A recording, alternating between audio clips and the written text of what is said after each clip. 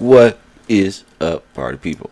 All right, let me know if my mic is fucking just way too loud right now because I just turned it up. But I'm going to turn it down. So we'll see how it goes. Well, what an interesting. Damn.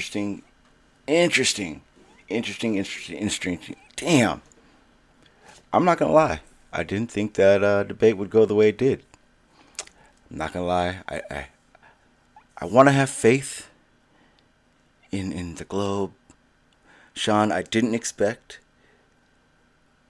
for you to be the calm one in the debate. I didn't expect that guy, Debin Goods, to wig the F out the whole debate. That was crazy. And I can only contribute to the fact that he didn't know what to say. I don't think he had a clue what he was talking about. I was talking to somebody a little bit a while ago about what is he doing? Hang on. What did you say? Let me see. Sound is 5.5. What the hell? Oh, okay. Oh, so I was trying to use this stream bot, so it may be in and out. I may have to turn it off in a little bit. But anyway, yeah. I mean, again, man, I was Sean, very impressed. I'm not gonna lie, man. Out of everyone, I think that's is on the Globe side streaming. I think even upon myself, he's the one that has actually flipped the script and went from the complete biggest asshole to figuring out that he just needs to calm down, and when he does, magic happens. What's up, sir? Let me make sure they can hear you before you go on. Hello. All right, cool. They're good. They can hear you. Man, I was impressed. Congratulations. Thanks. And this isn't even a congratulations to beating a flat earther. This is congratulations, just controlling yourself. Yeah. Very impressed, you man. thought Very I'd flip impressed. out, and I didn't. I Hey, can control myself. I'm a grown ass man. but that was the. I know damn well you're smart enough. I was just about that fact. It was like, all right, all he has to do is stay calm and not like wig out on the dude, and he'll win just along because Yeah. all it is that's all these debates have become now. Who will Yeah. flip I out knew that's first? all he had. He didn't have anything. He didn't have any kind of proof. He just like, well, I think it's flat, and that's that. So Yeah, and yeah. then I noticed. Well, first of all, it's funny enough. Chris Berry, he won't show up here anymore. But I like how he likes to quote Rumpus like Rumpus is the globe like god or Yeah. some shit, right? But then at the same time, in the same sentence, he acts like Rumpus has no idea what he's talking about. So it's like, are you guys like fanboying Rumpus right now? Or are you just using like it's that clear? They're reaching for so many straws right now. Yeah, they don't realize that if you quote someone, you're agreeing with what they believe in, and you have to take everything else that they say with that. That you can't just pick apart. You can't take a little bit of. It's not a cafeteria. Yeah, yeah. That's one of what's his name's biggest problems, Chris Berry. He likes Yeah, to quote a lot of people and then run on his little tangents. But then, if you just sit back for half a second, you realize right away how full of shit he is. And then he starts doing all this weird dancing around and it's just so ridiculous. yeah. He doesn't have any kind of evidence that he can give that's substantial that means something. He cherry picks like the photos he takes. I mean, there are tons of Yeah. photos that aren't distorted, and he can't address those. Well, see, you got to remember when he was putting out those uploads, that was the main thing I was doing. I was going finding the source that he was pulling it from, and I was just showing everyone that everybody, fuck, like it was all clear. He just picks these little Yeah, no reason spot things. It's insane. yeah. All he has is doubt. If he can, if he just I can create, a doubt here, so it can't possibly be true at all, and it's a bad Oh logical yeah. fallacy. Oh, it's what what irritated me the most is that at the very end, that dubbing guy jumped right at Jose. Oh, you're doing this. You're doing, dude. Yeah, Jose. I was worried about your moderating skills. You're good, dog. Don't even worry about it. Do exactly how you do it. You wasn't biased. Your questions were even to both sides, and that was just a reaction of someone who's purely frustrated and has nothing left to say. And yeah. it And and it. Go ahead. Go what ahead. I thought was funny as hell is he Davin accused me of like ad hominems and like and ridicule. Hmm? It's like, when did I do that? Okay, so this is what happens. So the debate starts, and he goes first. At first, he sounded like he knew what he was gonna say. He was ready. He had that shit prepared. And I'm not gonna lie, Sean. I went, oh fuck, it's gonna be a long day for Sean. Then the second he was done with his written out speech, he was screwed. He had nothing left. All he had was doing was yelling the whole time. Yeah. Then And he accused me of just what he did. yeah, So and then yeah, that clusterfuck in the during the regular hangout part that he had, it was like every flat earther was doing what they accuse flat earthers of or globers of. And then I want to say this right now. That guy Merle, yeah, okay, I'm gonna say 90% of the people that were listening to Jose's or maybe even here have no clue who this guy is. This guy does this weird wig out, flipping out, threatens people on a regular basis every single day. yeah, he's a sad Every character. single day. Now, when all he did today was try to be a dick. And shit like that is what derails shows. Because I'm happy Jose did it. I mean, I'm not happy Jose had to shut it down, but that's what's got to happen from now on. I do the Yeah, same thing. My panel become a shit show. I'll fucking shut the panel down. You got to show people both sides whose panel is, and you don't want to have to do that. But when that happens, where everyone's just shit showing it, and people are just talking over people on purpose, I'd rather just shut it down. yeah. Merle is the bully that ruins the birthday party of the smart kids that he wasn't invited to. Merle is definitely a special case. Definitely a Yeah. special case. Hey, Now, Rob. hey, what's up, Rob? How you doing, sir? What's happening, guys? And, Speaking of and Merle, yeah, that go ahead. video clip that you shared, Sean Hawkins, of him talking about being a wizard, that was epic. Yeah, Yeah. yeah, yeah. Uh, He's a I'm special a guy on that one. wizard. Um, So check this out. I haven't said anything about this. I don't even know. Actually, today's the first day I've streamed since this happened. But my buddy Rob, he was here for he was there for this. I got the first opportunity I'd ever had to speaking to Nathan Thompson, and I'm gonna let you know now. He triggered the fuck out of me. He triggered the shit out of me. He's a whack job. Okay, so the first the first thing, right off the bat, what I did is I showed him some images that I've showed here, and I wanted to just get his idea. I just wanted to hear like where they're at with reality because I've never talked to him. And what was that? The little guy. I don't know his name though. Well, there was JM Truth was on there. That's the guy with the glasses and makes up his own Yeah. science, right? Okay. Yeah. Yeah. So this is the best part. So the very first thing out the gate, the first thing they say that I jump on the panel for because it irritated me, they go, "We are taught in school there is no atmosphere on the moon." I said, "No, no, no, no, no. We are taught that there's minuscule amount of atmosphere, but they do not ever teach us zero atmosphere." And they say, "You're wrong." Yeah. Well, 2 seconds later, I get on the panel. They both concede to what I said, and then he gives me this bullshit ass number of 10 to the negative something torr, which is completely off because I put the answer in the chat or the comments That's a of negative after that. number, right? And I tried to explain to him, you can't just be saying this crap. And Nathan went into, I don't even know what it's called. I've never even heard a grown man do what he did.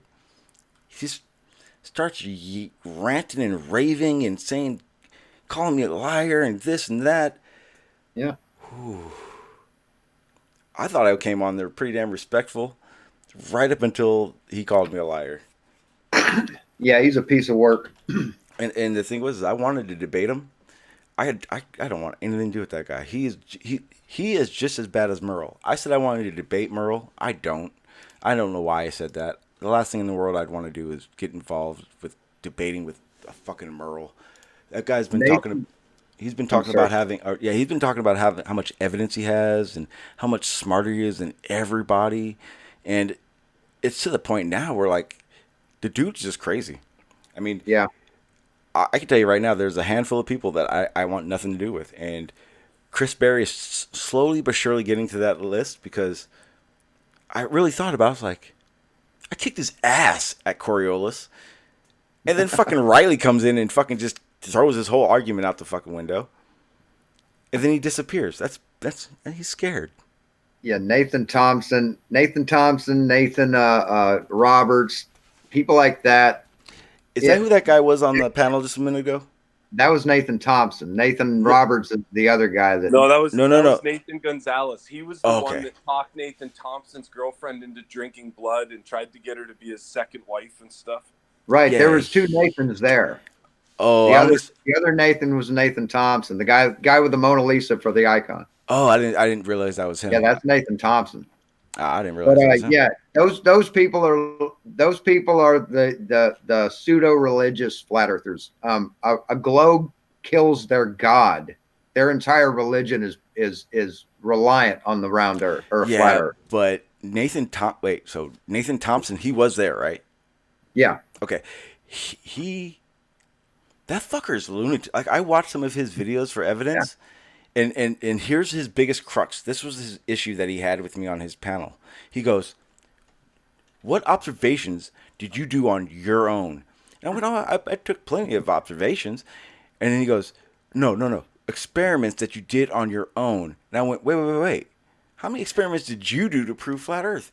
And he goes off again. Like, I've never heard so much bullshit come out of two people's mouth than those two that were on there. And then they had some video game playing hype man. I will never in my life go to that panel. I don't like to mock people, like openly mock them, but did you see Nathan Thompson's video of him weeping like a girl in his car over a chick? I haven't. Awesome. He was never someone I watched when I was a flat earther, and I know why I didn't. If anyone follows him, like, doesn't he just push you away? Like, okay, here's the experiment he did. And this made me realize how crazy he was and how I didn't want anything to do with him. He's sitting on his porch and he goes, I'm here to prove to you that water doesn't stick to a ball. And he starts filling up like a bottle cap, a soda cap, like one of those glass Tupperware cat like lids. Then he fills up like a bowl and he goes, ha! Contains water every time. Then let's go see if a ball can hold water. And he pours water on a golf ball, on a medieval weapon, basketball, and then like that globe thing he always puts on his head. Yeah. I kind of like that globe head. That's cool. And I didn't even want to I didn't even want to put in the chat like how retarded that was. I just wanted nothing to do with it. Yeah. Yeah, he's a piece of work. Hang on, someone in the chat says asking me something. He said, "You honestly think people buy that you are a legit flat earther?" Yeah, I don't care. What do I care what you guys think? At all. At all. All that matters to me is that right now, I understand where we live. I didn't then, and now I'm here to explain it to people like yourself. And if you think you're any smarter than I am, and I hope you are because I'm caveman still, come on up. The panel's open to anyone. Because that's also another thing I started realizing. When I started really being able to start explaining these things, that's when flat earthers stopped coming around again. It was like all of a sudden you don't want to defend what you believe.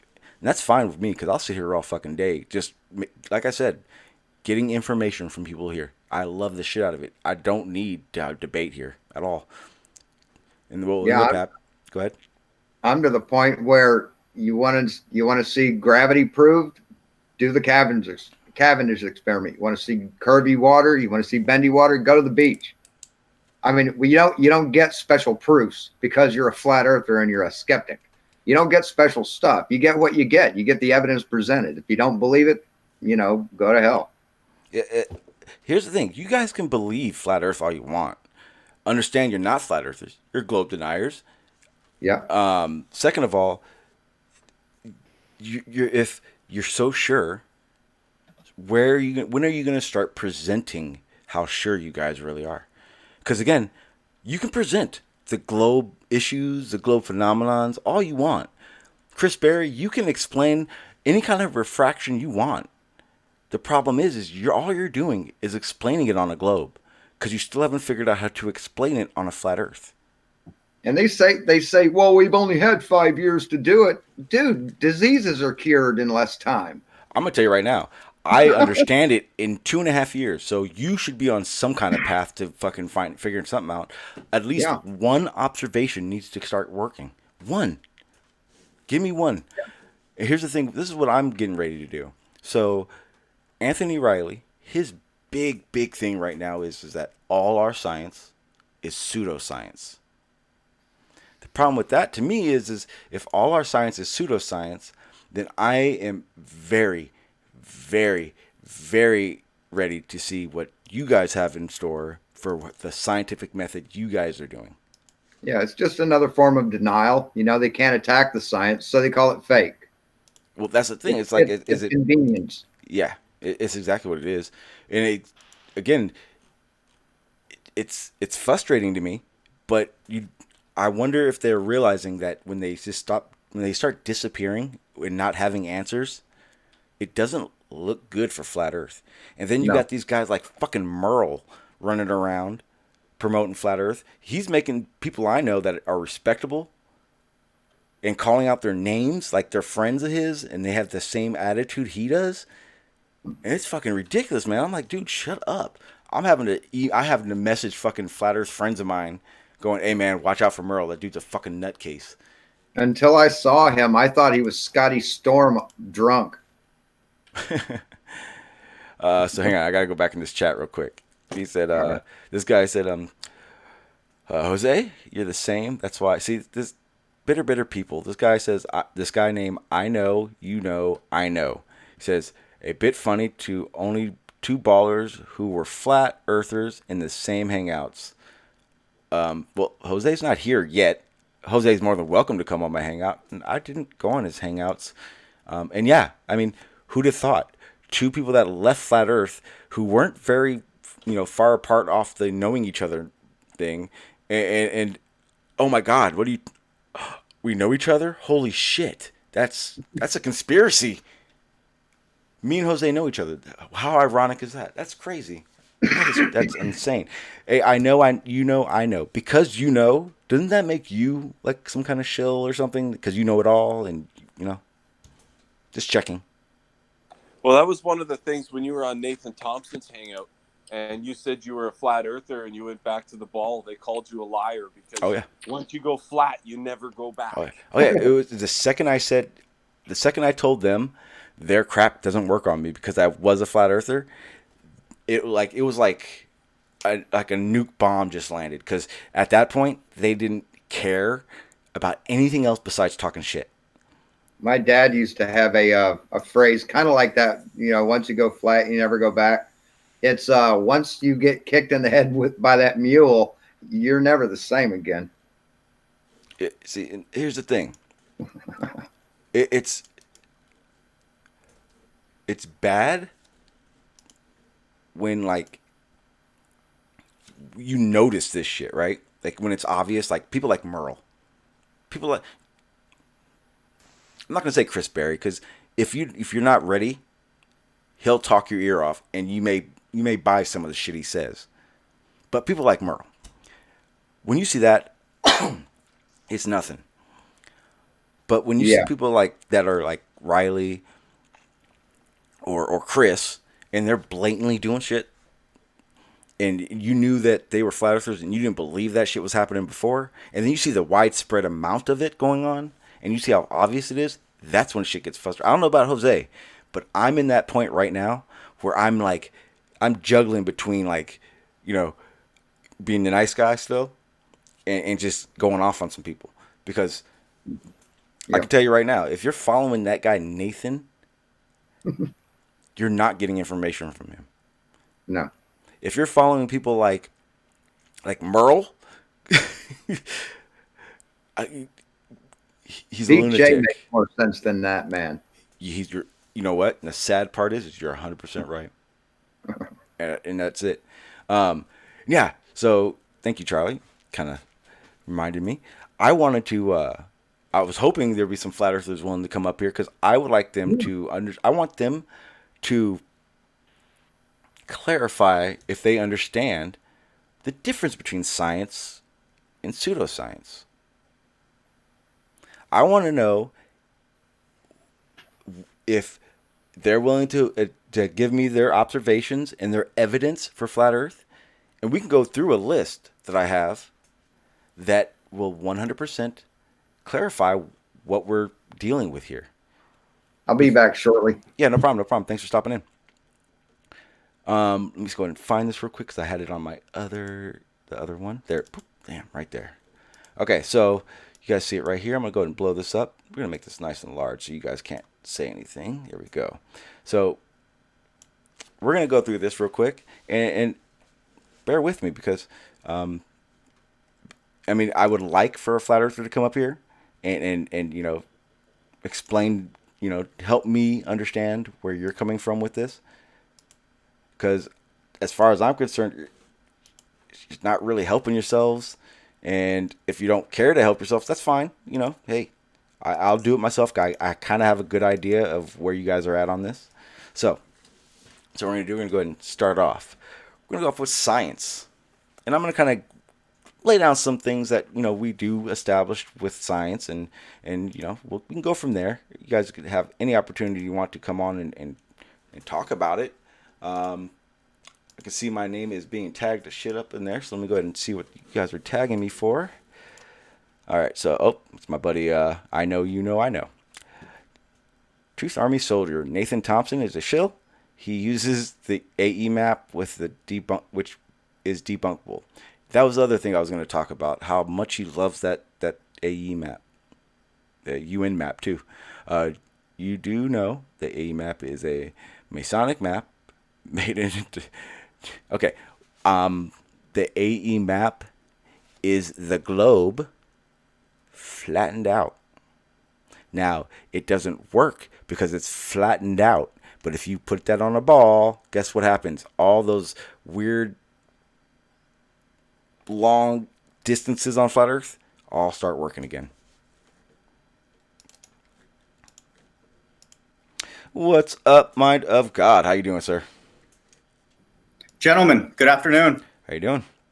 Good, man. You? I'm doing great. I'm doing great. And I'm going to let everyone know I'm here to now. call for flat I don't earthers. care. I like the mind of God. He is my friend. Good. I enjoy our dialogues as well, man. Now, I'm happy you're here because you got the balls, man. I'm not scared of you guys. That's for sure. I hope not. I know you're not. Fuck no. If you're scared of me, then you got some fucking issues that you need to Not you, but any deal of with you. on your own. Fuck that guy. No, I know you ain't. You're just playing your games. What No, I'm defending the God of the Bible. do you know that?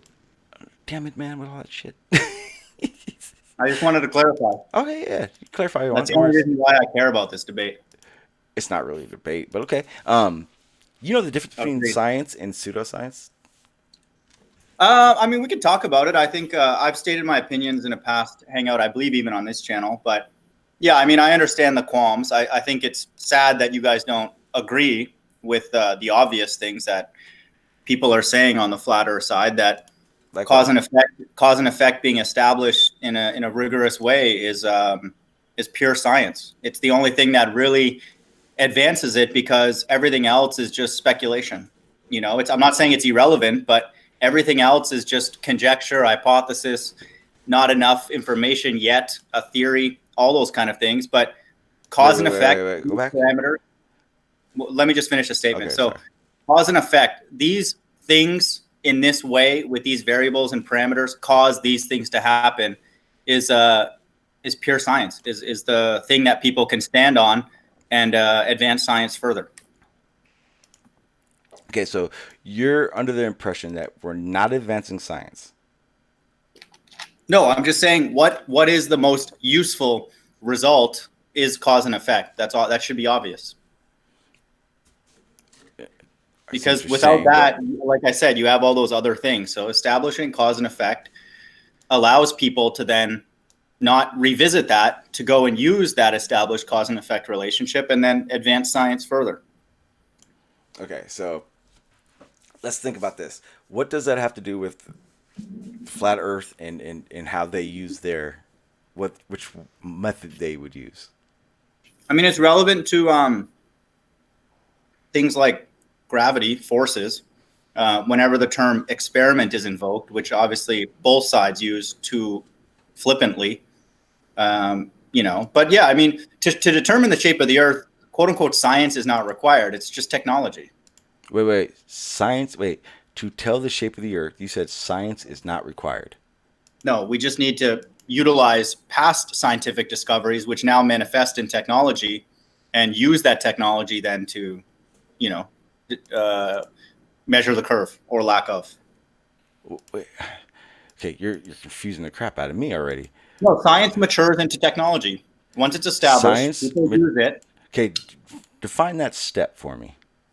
Yeah, if you establish cause and effect in various things, whether it's like with semiconductors, whether it's with, computer science, all that kind of thing is a form, in my opinion, of cause and effect, established cause and effect. Like, for example, with computer science, you write a certain code in a certain way, and it's established that this will be the result. The computer will know how to process that code in a predictable way. So you're establishing cause and effect, in that case, through code, computer code. And once you have a large enough established body of cause and effect, you can then create technology like phones. Okay. Like GPS, so like everything. So what you're saying is that the globe science has nothing to do with what we have as today. You're saying I think technology does it. The globe debate is not really, to me, quote unquote, a science debate. Like if we're just talking about curvature, that's not like a science thing. That's just, like I said, a usage of technology. Whoa. You're saying the curvature of Earth has nothing to do with science. No, I didn't say nothing to do. I'm saying it can be assessed with just using technology. Okay, and which is established. Okay, you science. understand that technology is only a tool used for science, right? It's not doesn't do anything. Technology isn't a thing. A technology is an output of science. It's a result of cause and effect. Wait, no. Like I said, no. Hang on. It is. Wait. Yeah, So, it is. wait. Okay. So how did technology become technology? Through establishing cause and effect. Through using. How do they just? Okay. Are you on a cell phone right now? Are you on a cell phone right now? No, I'm on my laptop. Do you have a cell phone? I sure do. Okay. How do you build your cell phone? Through established cause and effect. Okay. So how long do you think it'll take you to make your own type of cell phone without copying? No, we're not debating, dude, that there's body of science out there. I'm agreeing with you. But you just said science is useless. It's technology. No, your brain is not able to understand the very commonsensical thing I'm saying. Okay, then why don't you dumb it down a little bit and say? I'm telling you, science is established cause and effect. That's what it is. Real, true science. The most valuable results in science are establishing cause and effect. If you push your button on your phone and another phone turns on, that's not really good cause and effect. Do you agree?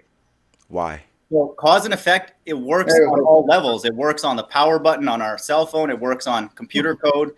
It works on everything. And so, computer science could be argued that it's not a quote unquote natural science. But like I said, establishing cause and effect, which is what the very heart and essence of science is indeed the foundation of science. And then it can then be used to create technology, all those technologies. So no one would argue that. No one on both sides with any common sense would argue that. Okay, but you're kind of bypassing the whole idea of science. Okay, so then what is science to you then? It's establishing cause and effect. Why do you keep saying that? It doesn't establish cause That's and effect. what it is. No, it's not. Nothing's useful if you don't establish cause and effect. Then it's a maybe. It might work. Sometimes it becomes statistical. It becomes in a scenario.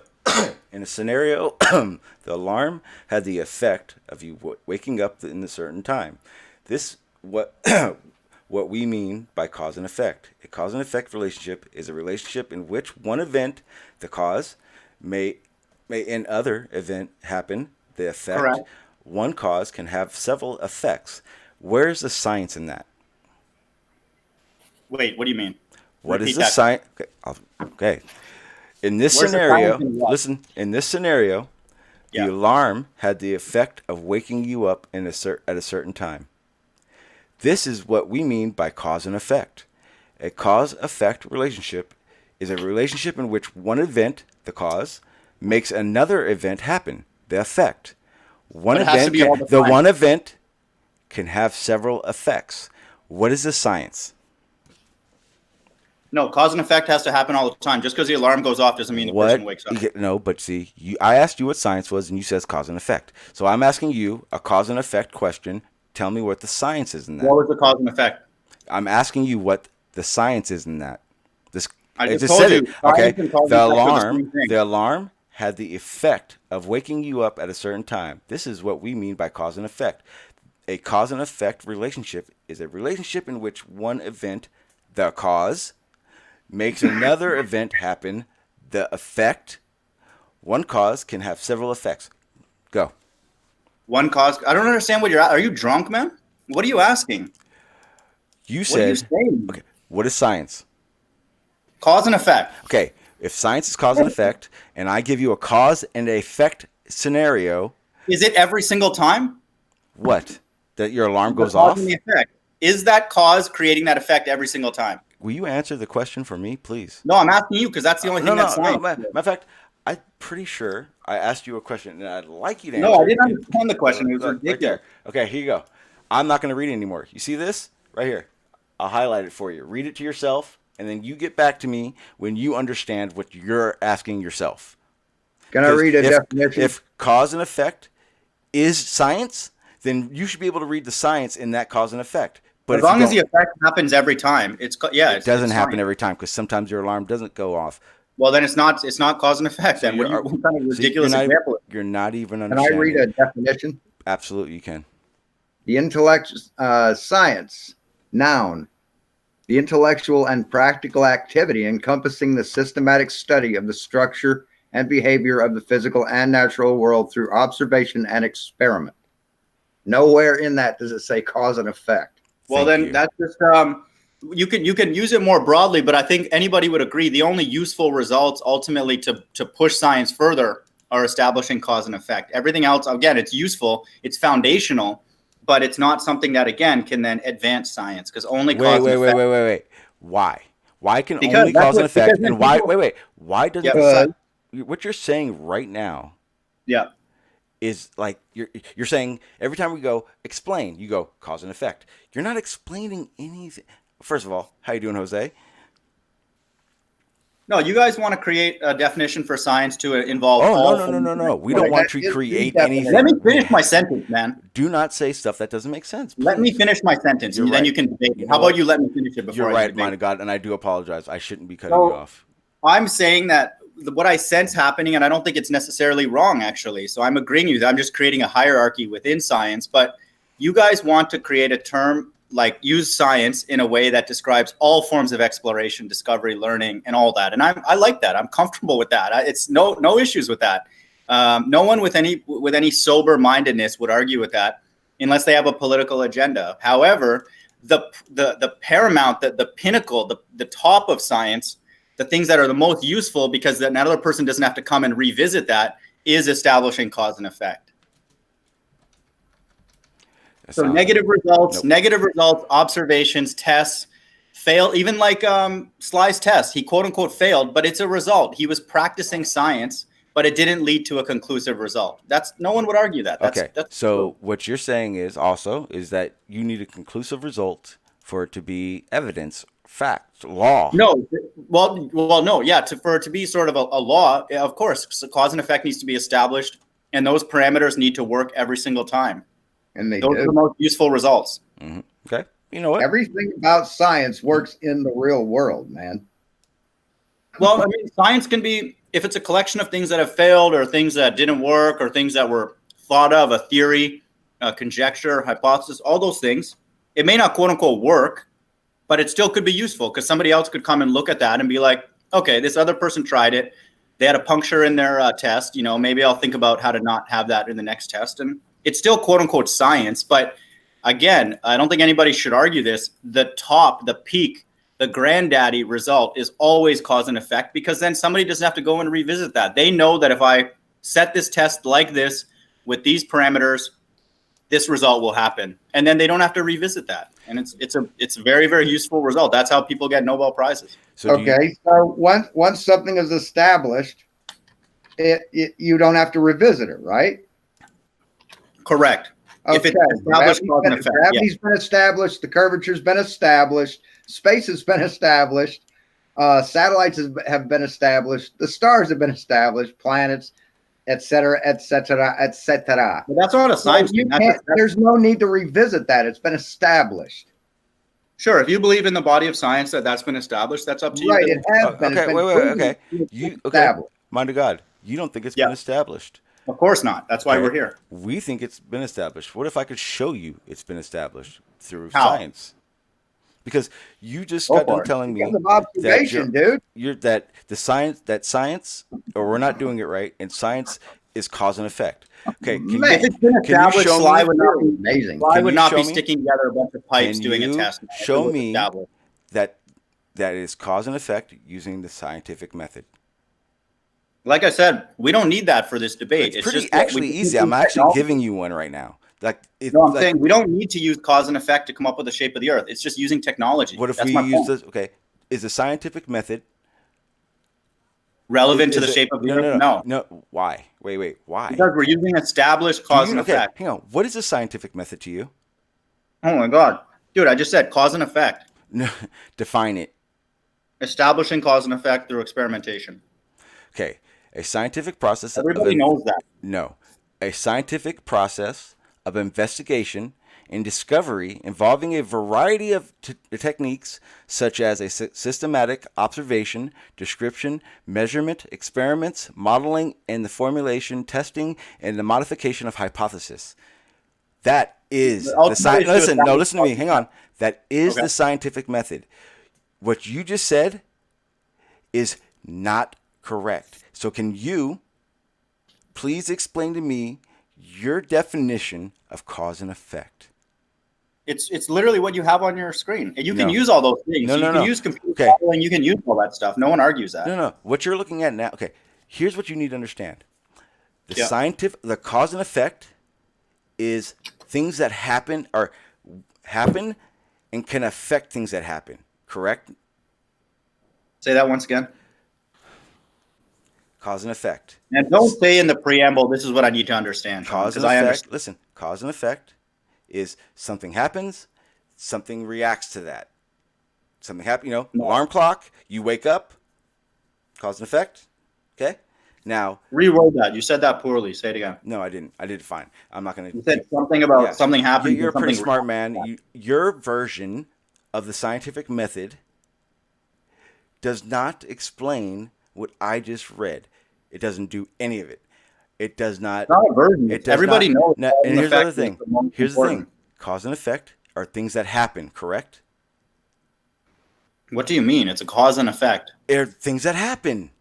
What's the purpose of you adding that things that are happening? What does that add? Fine. I will continue to talk to somebody else, and you're just listen. Okay, the cause and effect is something that happens, and it's an effect of something that happens. The scientific method is a tool for coming to a conclusion. So all this talk about the scientific method not being used right now, it's a tool. It's not a skill. It's not something done. It's something used. Barney, you may not. The scientific method. Okay. Hang on, Barney. Hello. Is my description of what the scientific method is that pretty damn correct? It's a tool. It's not an actual thing like they keep making it seem. It sure as hell ain't cause and effect. It is a tool, and it is cause and effect. What you are talking about is the biggest problem in the philosophy of science for the last 100 years, and it's been dealt with numerous times, and it still hasn't been resolved. It's called the demarcation problem. What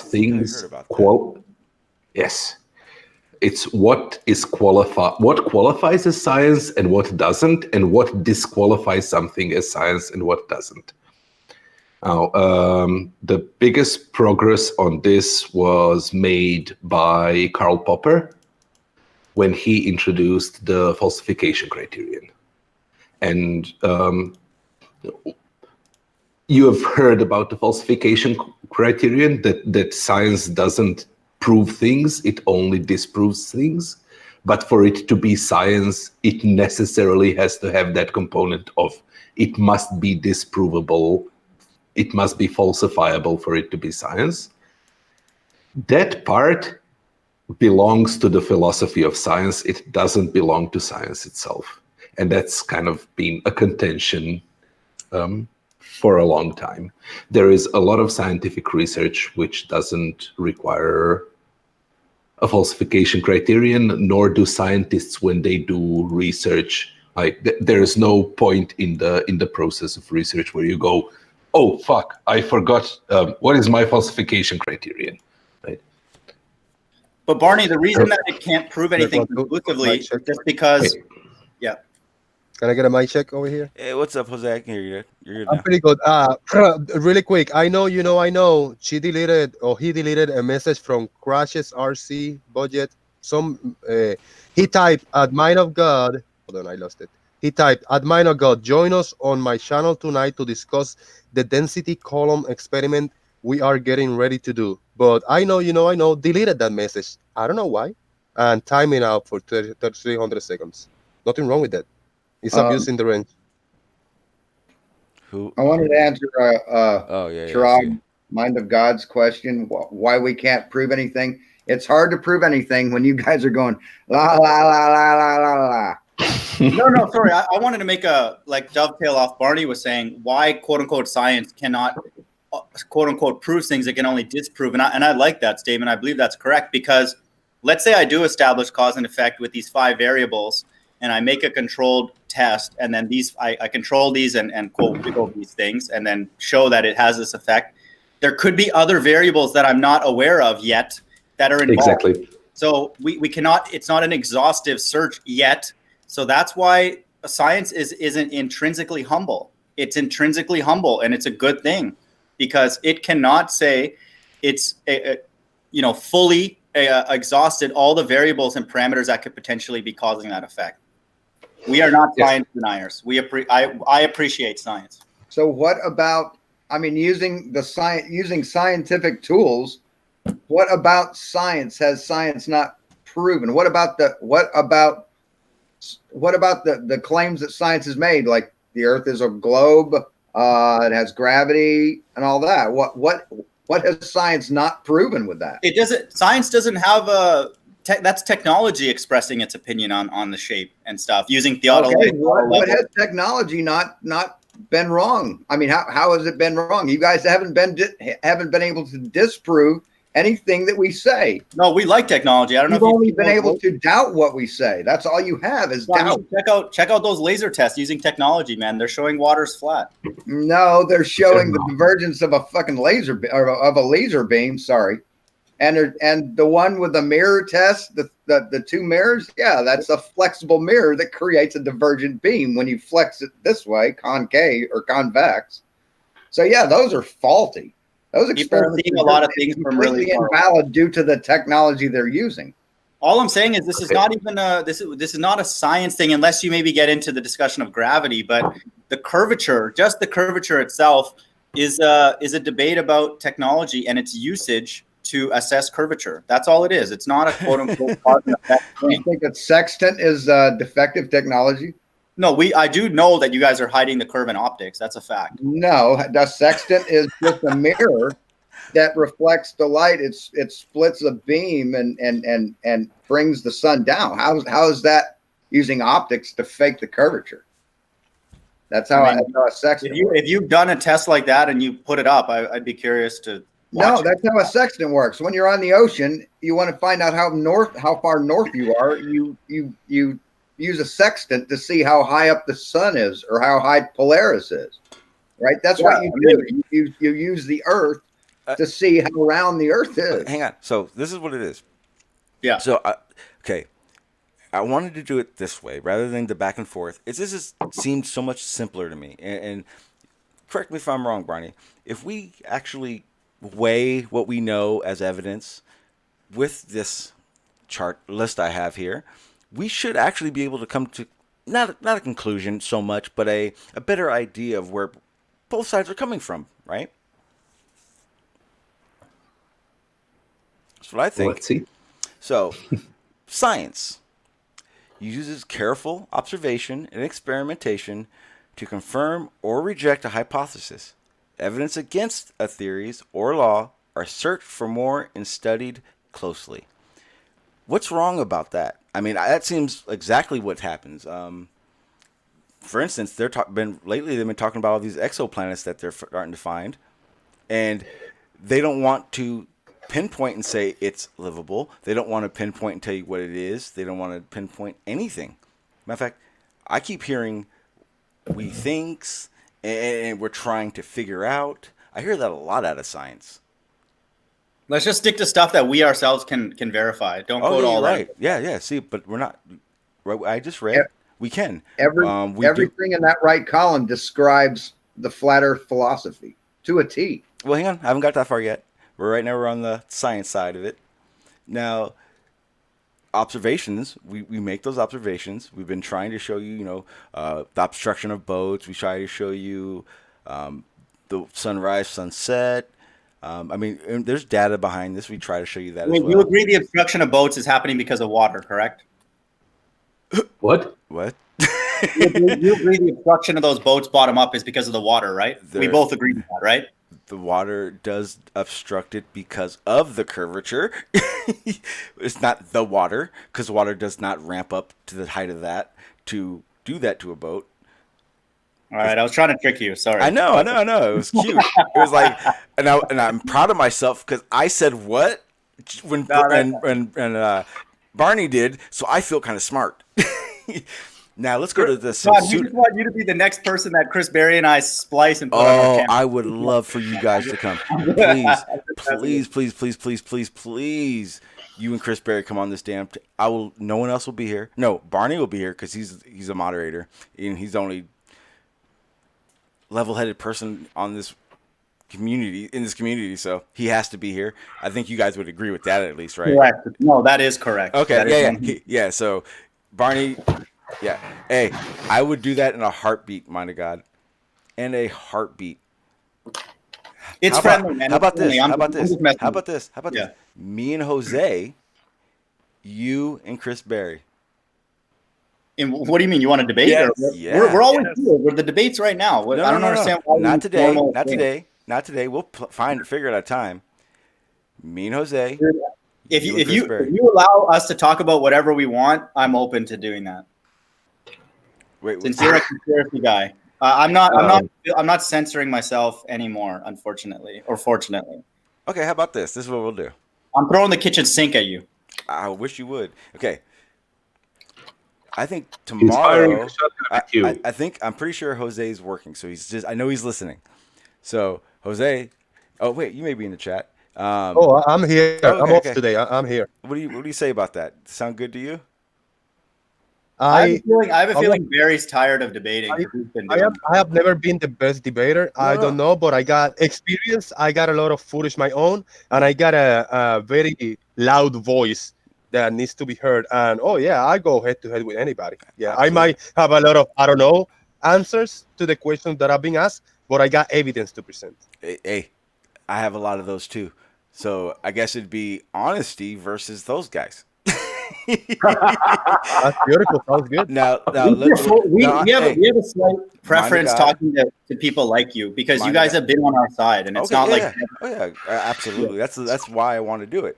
But I don't know if Chris is going to be into it. So I mean, you probably need to talk to him, but let us know, and then we'll plan this out, and we'll actually make a thing of it. We'll do it over at Jose's. Yeah. I have no issues with it, man. I think again, today I got one double bogey on the front and the back nine. So if I'm in a bad mood, I'm just warning you. I'm not going to hold back. So Tiger Woods, y'all. Okay, so check this out. Hey, can I tell a golf joke? After I say this one thing before I forget it. Right. Okay, so it will be on Jose's channel, but Barney has to moderate, so it's when Barney can be there. Yeah, that's good. We'll all plan this out. And that'll be the good one. That'll be great. The weekends are a bit better for me, if you don't mind, like kind of in the early evenings. But I can make it work if it's whatever. I would stay up for days to make sure I was there to do this debate with you, mind God. Or just not Thursday, Friday, Saturday, Sunday this week because Tiger's playing. Tiger Woods, y'all. Yeah, PGA Championship. Now, Sean, now it's time. Go ahead. That's a valid excuse to miss debate. That's the only one that I would give. A man and wife just got married, and they're both golf fans, and they both like to golf, so they go to Pebble Beach to for their wedding, for their honeymoon. Yeah, and they're on the third hole, and he shanks it over, and it lands by the caddy or by the groundskeeping shack. Yeah. Right next to it. And he's like figuring out how he can lob this thing back out onto the green or onto the fairway so he can continue. And she goes, well, why don't you just open up the doors on each end and just play through? And he's like, okay. So she's standing there. He's standing there. They open the doors up. He hits the ball through. It hits the beam of the shack, comes back and hits her in the temple and kills her dead. So after a few years, he gets over, finally gets back on the horse, and he finds a new wife, and they get married, and they on their honeymoon they go to the same course. He wants to confront his fears. Yeah. The same hole, same spot. She says, "Well, why don't you open up the doors and play through?" And he goes, "Oh no! Last time I did that, I lost 2 strokes." I got a quick golf joke, and Barney would like this one because it's technical in nature. So there's 3 people playing behind a blind individual, and the blind person's playing kind of slow, so they're getting frustrated. So the doctor says, guys, we have to be patient. Like he has a medical condition. He's allowed to play golf like the rest of us. The lawyer pipes up and says, well, he's illegally allowed. He has his legal right to use this golf course and play. And then the engineer pipes up and says, why doesn't he just play at night? There you go. Can I get a point in? So as I said earlier, later. Thank you, Sean. Thank you, Sean. Hey, thank you for earlier, brother. Yeah. Oh, you're welcome. Thank you. Thank you. See you guys. Hey, go sub to Sean really Hawkins. There's this username. His name is Crashes RC Budget Builds and Reviews. I guess he got a Discord servers. He was inviting Mind of God earlier to his Discord to have a hangout, and they're going to talk about density column test. And he invited anybody that is that wants to talk about it. So I don't know what his Discord, but that was his name. So just Okay. Yeah, I see him. he's somebody you want to keep an eye on. He's a real smart fella, and he's got a lot to offer this debate, this topic, the flat versus round thing. So definitely keep an eye on him. I don't know, like I don't think he normally does much with his channel as far as Earth shape, but he's started lately, and he's got some amazing equipment, like some real heavy duty commercial drones and whatnot. Oh, okay. So, where is he? Crash RC. Put your. Did he put it in the chat? If you want to. He didn't put the Discord, but scroll up and you'll find his username in the chat. Okay, I see him.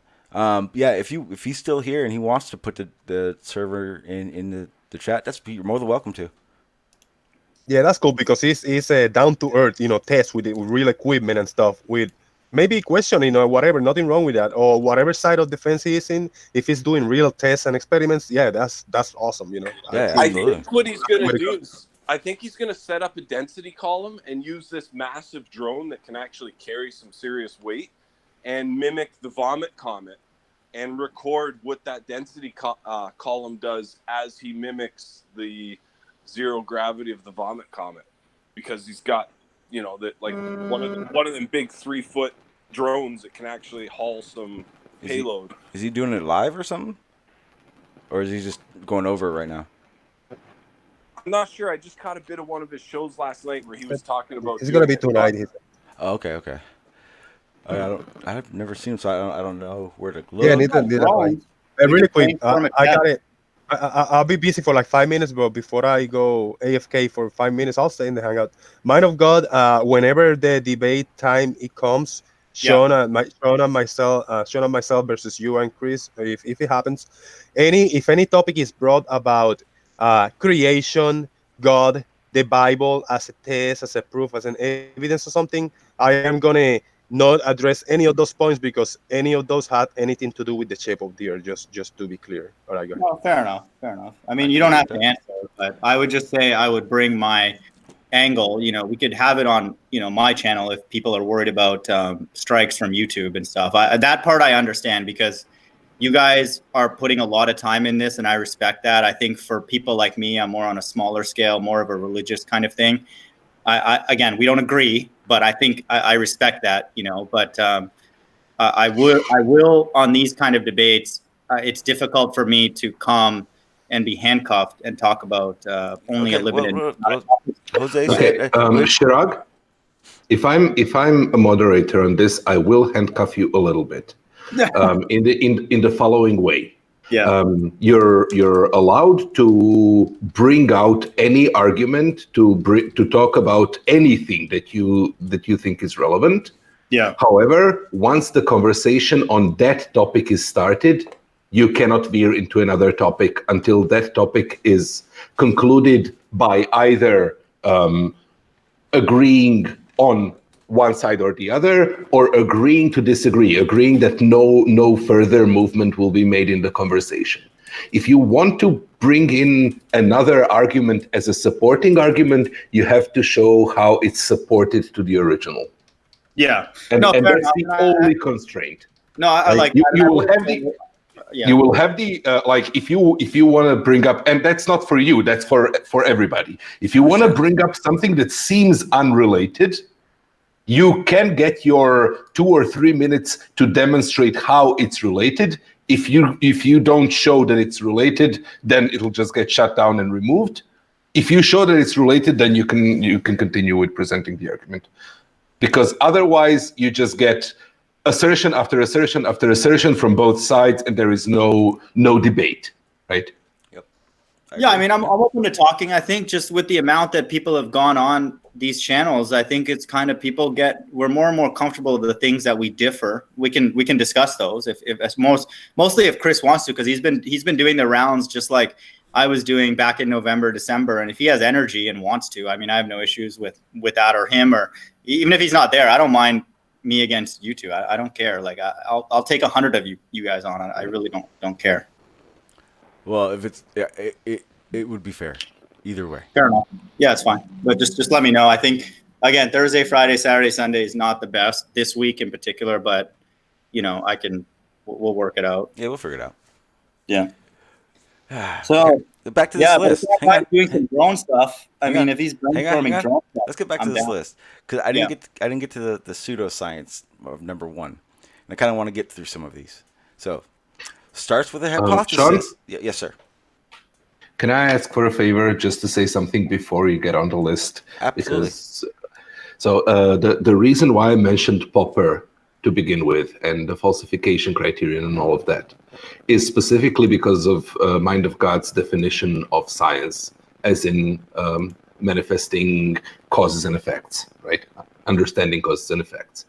So what Popper did was he observed Einstein and Freud, Sigmund Freud, right? The famous psychoanalysts. And both of those people were doing science of some kind, and both of those people were demonstrating exactly what Chirag is talking about. They were trying to establish causes to effects and derive causes from effects and stuff like that. And where Popper found a difference between them, and that became one of the major demarcations of science and pseudoscience, was that Einstein always tried to present his theories in such a way that they could be falsified, that the experiments were set up in such a way that they would, if it was false, they would invariably show this is false, and you either need to rethink it and come up with a new hypothesis, or it's simply over.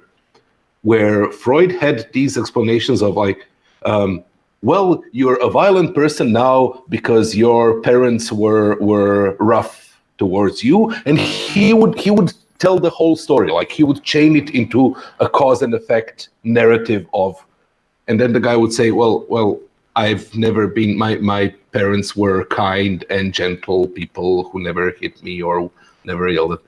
And then what Freud would do is say, well, because your parents were so malleable and so gentle towards you, and he would again spin a narrative from a completely opposite set of causes to the same conclusion, right? That was the philosophy thing you were saying a little while ago. Yeah. So Popper kind of found that the falsification criteria cuts that off, that the limit between science and pseudoscience is, one, what you're doing, what your hypothesis, your speculation, your beyond being reasonable and a logical sequence of events that you can describe, which is present in both. It also needs to be, it needs to produce a prediction which can be tested. It needs to produce a unique prediction within the scope of the experiment, meaning that if you're so why string theory is not a science? Because it predicts so many different things, right? God is an explanation of everything, but it is explanation of everything that exists and that doesn't exist. And whichever experiment you perform, you can always say, well, the outcome of that experiment is because God wanted it so. Whatever it is. So there is no falsification criteria. The results are ambiguous. It leads to so many conclusions. And if you have just selected one conclusion, You can get to that conclusion and say, therefore, my conclusion is confirmed. And it is confirmed, right? The confirmation is there. You have evidence. However, Popper realized that that is not enough. That is not what science is about. What it's about is eliminating everything else, showing we can prove that things which are not, things which are false assumptions are false assumptions. If we test those and eliminate those, what remains is either true or functionally true. It is either true or it behaves and looks in the same way and exactly like the truth. Right? Got it. Sorry for the digression. Oh, no, you're good. You're good. That's been very important. Okay, let's get back to the list. Okay, starts with a hypothesis, which is basically what you were explaining.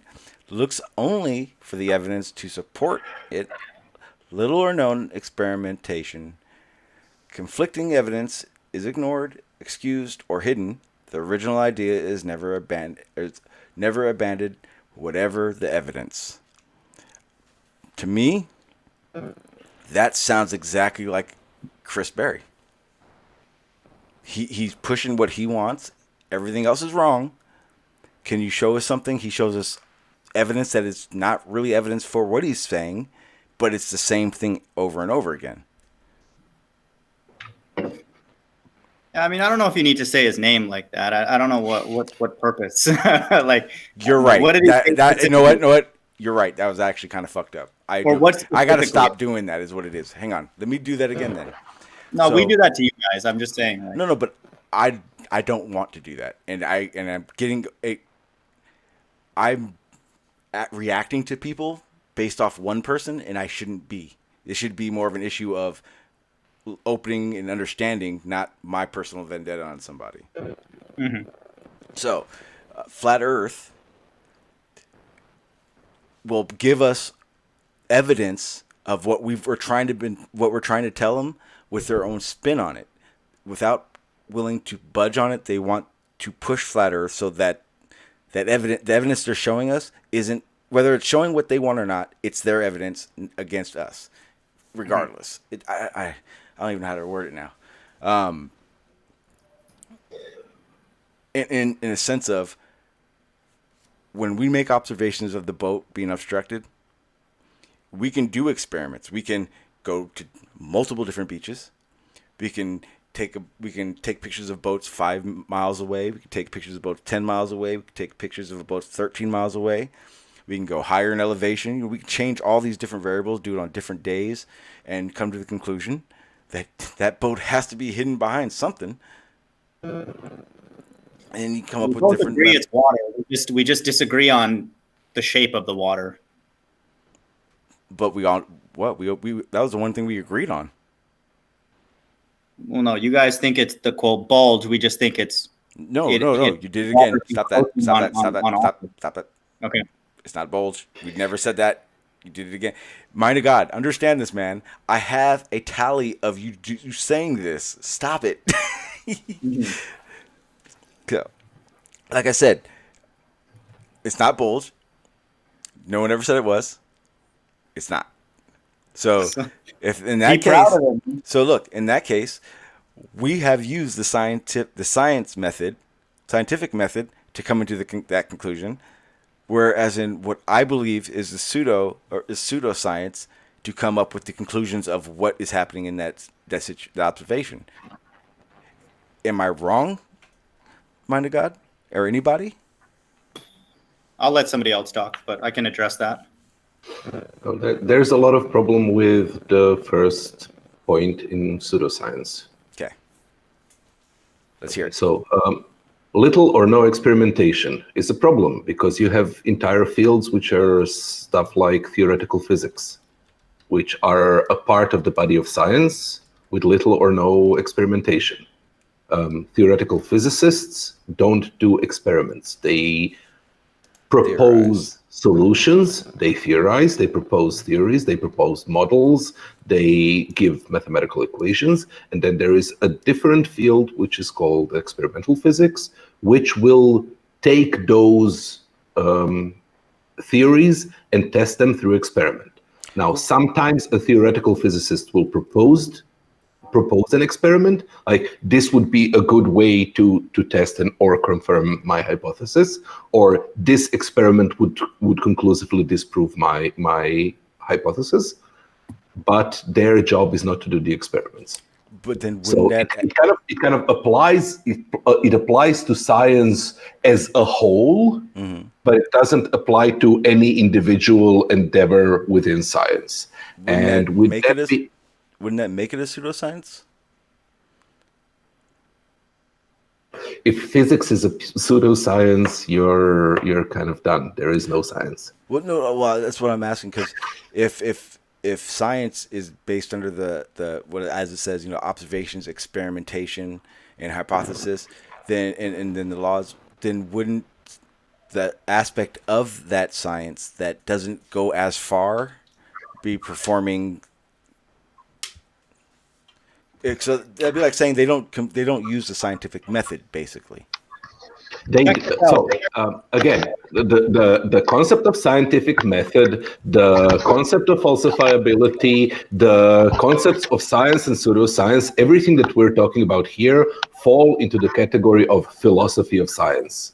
They do not fall into science, right? There are no scientists which are bothered by this.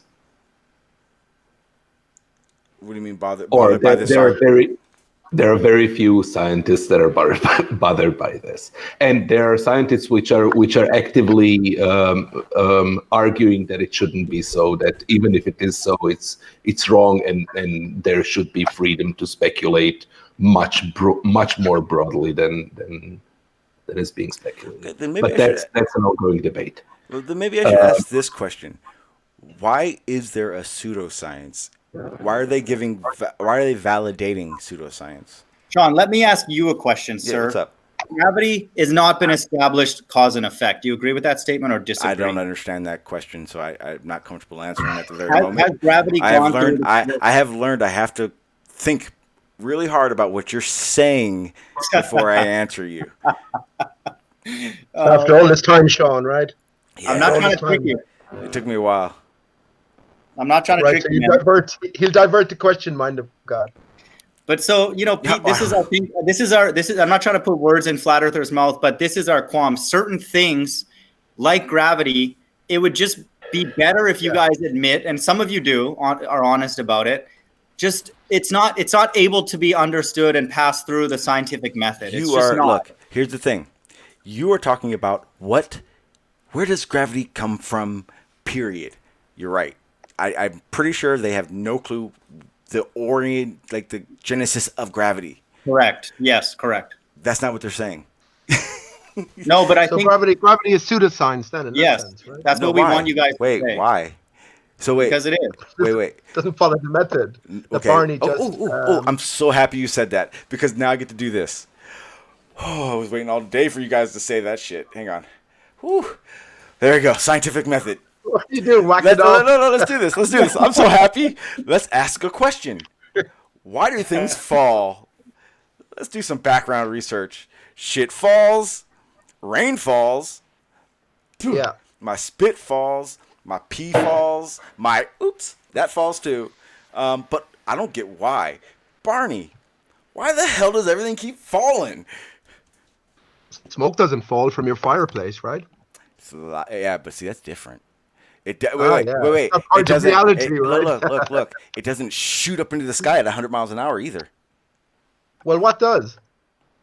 Smoke would fall if there wasn't a temperature difference. This is some good background so far. John, you hang on. Because the air's warm. Continue on with this scientific explanation. No, Pete. The thing is, you're helping us in it. Keep going, please. We want things that would destroy what we're saying, please. So, smoke. Yes. Okay, but Rob, he answered that one. Okay, let's think of something else. Come on, think of something else. Let's crush this. F gravity. Anybody in the chat? No. Let's start with gravity and the scientific method. Yeah, that's what we're doing. Put up here. Let's put it through the process. That's what we're doing. We're asking questions. Yeah, go so. Now we're doing background research. You're asking. You said soap or smoke doesn't. but we had a good answer for that. I see someone in the chat that says gases, but that kind of falls under the same thing I just said about the smoke. Do we have anything else? Because we want to crush this. But hang on, all I heard you say about the smoke is it doesn't shoot up into the sky no. sky at 100 miles an hour. Oh no, Rob explained it. I'm sorry, Rob. If you want to do it again, I missed that. Yeah. please. Yeah, well, it's Okay. because when you've got fire, you got hot air coming up. So as the hot air is rising, it's carrying the smoke with it. But as it cools, it does fall back down again. Okay, but back due to gravity though. So I was just pointing out that is an exception to what Sean said, that everything falls, right? Wait. First of all, I just started naming off stuff that fell. I didn't say everything though. But Sean, don't Well, say you did. things fall. The whole idea is mass attracts mass. Let's focus on that. No. Stop. That's the Stop. fundamental Hang on. thing. Whoa, too far, too fast. No, that's we were asked to show how gravity is proven, or gravity is shown with the scientific method, and we're going to go through the steps. We did research because we went through the different things that could do it. Rob explained it. We're going to fast pace it though, because obviously. I'm just saying you're using one characteristic of it. Let's and not explore how things fall, minor God. How don't we explore how things fall and why? Go ahead. No, that's what I'm saying. But that's one of the effects of gravity. It's not the only thing. That's my point. You're 100% right, but we're going to fast track this because it's a live stream of Yeah, people but listening. You've But jumped we can't- forward. You skipped a few steps because you've already What? brought into just mind of God their gravity. You already have Yeah, this he needs- package Yeah, you bring with Hang you. on. Yeah. No? We didn't. You did. Might have God may have, but we had. All I've said is fallen. Shit. Look. Listen. Right. listen. Okay. Hang So on, listen, let's listen. forget about gravity then. See how we You're can right. do it. Not Let's trying forget to about one last gravity. point. One last point. This is the thing that we're trying to get you to kind of slow down and backtrack, because what you're doing is you're essentially making what we all complain about is a correlation. You're saying this thing happens, let's introduce gravity and then show that and correlate it. And Again, that's not what we can do. sir. We Not allowed to didn't. do We that. didn't introduce gravity. You two did. We have not said that at all. Okay. Let's forget about gravity then and start with the basic question: why do things appear to fall? So where does that take us? Continue us through your scientific method, Sean, and your validation for this idea that you come to the end. Sean, let's at the end, talk. which is Let's gravity. talk through it. Let's literally take something, put it in our hand, go somewhere, and drop it. And what else do you need besides what we just said? That's what we're wondering. That's what we don't know. We can describe something falling by literally just talking it through. There's no need for anything else external. Why are you introducing this other concept of gravity? Yeah. Who introduced? You keep introducing gravity. Nobody brought up gravity except for the two of you. I don't know. What, No, Well, we're just cutting to the chase. I know. I'm not. I don't Okay. know what gravity is. I don't know what gravity is. I don't. What are We you don't talking know about? either. Gibberish. We don't know either. Yeah, so We we don't should be know on the either. same page. Why do you keep saying that weird word? Yeah, That's we can weird. describe things falling by what exactly happens. Somebody picks something up, moves, goes to this place, and lets it go. That's what it is. That's why Dude, it fell. you're acting weird. Weirdo. This guy is saying shit falls because of this thing called gravity. You can't say shit about it, Okay. though. Okay, No, let's do Things, this. things rise as well, right? You We agree got with this. the evaporation of water, right? So water rises, water particulation or water vapor Once evaporates the and molecules, rises if the as molecules, part of a cycle. yeah, Right. oh yeah, absolutely. Yeah, you know how much water vapor in its invisible state is in the atmosphere, Sean? Oh, that's 35 million billion tons. I believe it's tons as opposed to gallons, but something along those lines anyway. So when you say a sweeping Impressive. statement that everything seems to fall, well, that's not I didn't quite say the case, is it? everything. I didn't say everything. You did, man. I If you said go back, no. you mightn't have meant that, but you Okay, did say listen. it. Okay, let's do this because I remember Yeah. I said I made sure I made a list, and I said and I asked Barney. I said, Barney, why does all this stuff keep falling? I didn't say everything. Let's investigate. Right, well, Exactly. Maybe you're, Look, because maybe you're thinking of helium. okay. Look, helium balloons don't fall until they're done being helium. But even I the didn't- term falling needs to be defined. What exactly You're that right. means. Yes, That's in relation to important. what? Guys, Yeah, in relation guys. to what? You guys are saying that that gravity doesn't need to be used, the scientific method doesn't need to be used for it, but you guys are just spewing science and scientific John, method right now. you caught Pete and I in a bad mood, man. We got our gloves on, man. We're trying to figure this out. Let's today. do this. I like And this. I actually Let's do hold it. that gravity. I actually hold that gravity is a reality, but for completely different reasons than what you hold it to be, Sean. But yeah, Hey. It's all good as long as we're on the same page right now. Damn it, We're we on have completely Pete, different a pages, flat earther on who completely who different thinks books. that there is gravity, and me, a globe earther who thinks there isn't. Yeah, I don't even know what gravity is. You guys are crazy. You guys sound like these people I saw on YouTube. They're like Well, these things called globers. They keep telling people there's gravity, and I'm like, there's no such thing. Let's figure out what this is, guys. We got I know this. what it is. flat earther again, Sean. It's billions of microscopic dodo birds carrying things down to the surface at 9.8 meters per second squared. Per second. Right, so that's just a measurement of a rate, right? That's a measurement of a rate of the descent of something through a medium. Would you agree with that, Rob? Yes. That medium being Yes. the atmosphere of the air, right? Would you agree? Or the Well, atmosphere until above you the measure Earth? it in vacuum, yes. Right. So this is the original phenomena we're trying to explain, right? We're trying to come to reasons for what we observe. So Rob says dodo birds. Well, whatever. The dodo bird didn't exist. It exists. So millions of miniature dodo birds certainly don't exist either. So Rob we is can move on already from that. Rob is already constructing a hypothesis. We haven't done Fair the enough. background research yet. Come on. Fair enough. So Define dodo bird. That's my first starting point. we're considering local space. I'm right now in my room, and I see the slider fall, and I'm curious about it. Right. And what the fuck do I do next? So you picked Right? it up, right, Barney? You picked it up first of all. I picked it up and I dropped it and it fell. And I you tipped have over.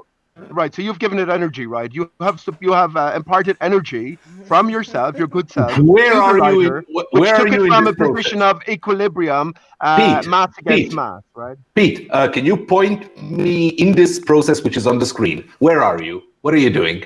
I don't know that process. I'm not looking at that. I'm asking you. You just said you've picked up the lighter. Okay, we're talking about that and you want to know process. why it falls. We're talking about that process, right? I have noticed something. I have just noticed it. I don't know if there is anything beyond this room. I've just noticed that things, when I let them go, if they become unsupported, they fall down. Right. Right? I might also, but that already comes to doing background research. I might also notice that helium balloons, when I let them go, they don't fall down, they go up, right? And smoke goes up. And so now we're already doing background research. We are checking all the different kinds of observations where we can measure things going vertically up or down when they are generally unsupported by physical objects.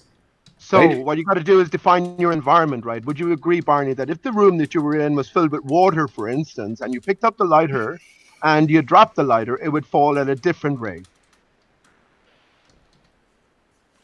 So I have no idea. Is that yes or no? Is that a yes or no? I don't know what you asked me because I'm trying to say, and you keep interrupting me for the third time. No, I asked you a straight up question, right? And then you paused. Yeah, so that means you don't want to answer it because you have some sort of a fear of answering. Pete, let him answer. We would all say yes. I'm no waiting, one would argue with what you said, but go ahead. I didn't hear what you were saying because I was talking, right? No, go no, for you it. weren't. No, you weren't talking. I was asking the question. So how could you have been talking? But everybody would agree with that. The environment needs to be considered for sure. 100%. Right, Barney. I said if the room that you were in was filled with water and you did exactly the same thing and you dropped the lighter, it would fall at a different rate. So you'd have a different phenomena to consider, wouldn't you? Yes, but that's the question. Is it a different phenomena or is it the same phenomena under different circumstances? Right. Well, you have a different question to ask. Why does it fall at a different rate than current circumstances? It will also drop in a different rate if you got a different shape on the object and the weight, aerodynamics, you got to take in consideration, because if you drop a lighter and a sheet of paper, it's going to have different aerodynamics, so it's going to fall in a different rate. There's something to also consider. That's another variable, Jose. That's another variable. I noticed the way you said aerodynamics. Right? So after I have my question of, curious this went down, I wonder what it might be. The next thing is to do background research. Background research, if you have a body of science, you will go into the literature and see what explanations already are there. But let's say we're starting completely from scratch because we don't trust those chills and hacks in the scientific process, right? We want to do it bare bones on our own. Good. We we believe in science. We just don't believe in the people that are doing the science who are dishonest shills who are doing it for money, right? We want to do it Well, ourselves. Barney, I know you want to be careful of your language here because we notice so many things. We know there actually are so many dishonest shills here, right? So you That's just what be he's careful talking about your about. language. That's exactly what because he's That's talking what I'm about. talking yeah. about. That's I don't. exactly what he's talking about. Yeah, at but he's this not. point- I know the way he's mentioning it as well. You know. But At anyway, this point, I'm fucking paranoid. I don't trust anybody. Right? good. That sounds right. Okay, but I'm still curious about that lighter going down. So the next thing that I'm going to do is I'm going to perform a bunch of observations. And for each observation, I'm going to note as many things as I can about what might be affecting this thing. So I'll be dropping this same lighter in air, in helium, in water, in A vacuum. various, in the dark, in the light, Sure. right, in as many things as I can think up of, and note what the differences are. Good. Then, Barney, can then- I ask you a quick question before you go on? We should clarify that it's more this quote unquote speed or the velocity because that has a direction within it, right? Let's talk about velocity, up or down. So it's not just things going down, right? We're trying to do an analysis on velocity. well, that's another part. Is it going consistently down? Is it speeding up? Is it speeding down? Does it ever reach a speed where it stops speeding up further if it was Good. speeding Yeah. up? Okay. Right? Velocity and acceleration. Fair enough. Up and down. That's what we're Those, trying those to are all the things that I'll be interested in. Okay. And to within my limits of measurement, I will want to measure those things as accurately as possible, and I will want to note as much as I can what my error bars are. How certain am I about my measurement? Right? It's 2 seconds, but is it 2 seconds with 20 zeros after it, or is it 2 seconds with 1 zero after it, and I'm not sure after that because I don't, my stopwatch only has hundreds of seconds, right? My point was we can't just look at the direction. We're concerned about objects going up or down at a certain rate, and that's what we're trying to understand. Well, direction is just a negative term in front of it, right? If it's going down at minus 10 meters per second, it'll be going up at 10 meters per second. Okay, good. All I'm saying is the direction and the velocity and acceleration is what we're trying to characterize with these different observations, right? Okay, so with all these different observations of different objects that will have varied surface, varied density, varied size, varied weight, varied color, varied, I don't know, if you're throwing down people, you might want to note who their relatives are and what their socioeconomic position And is.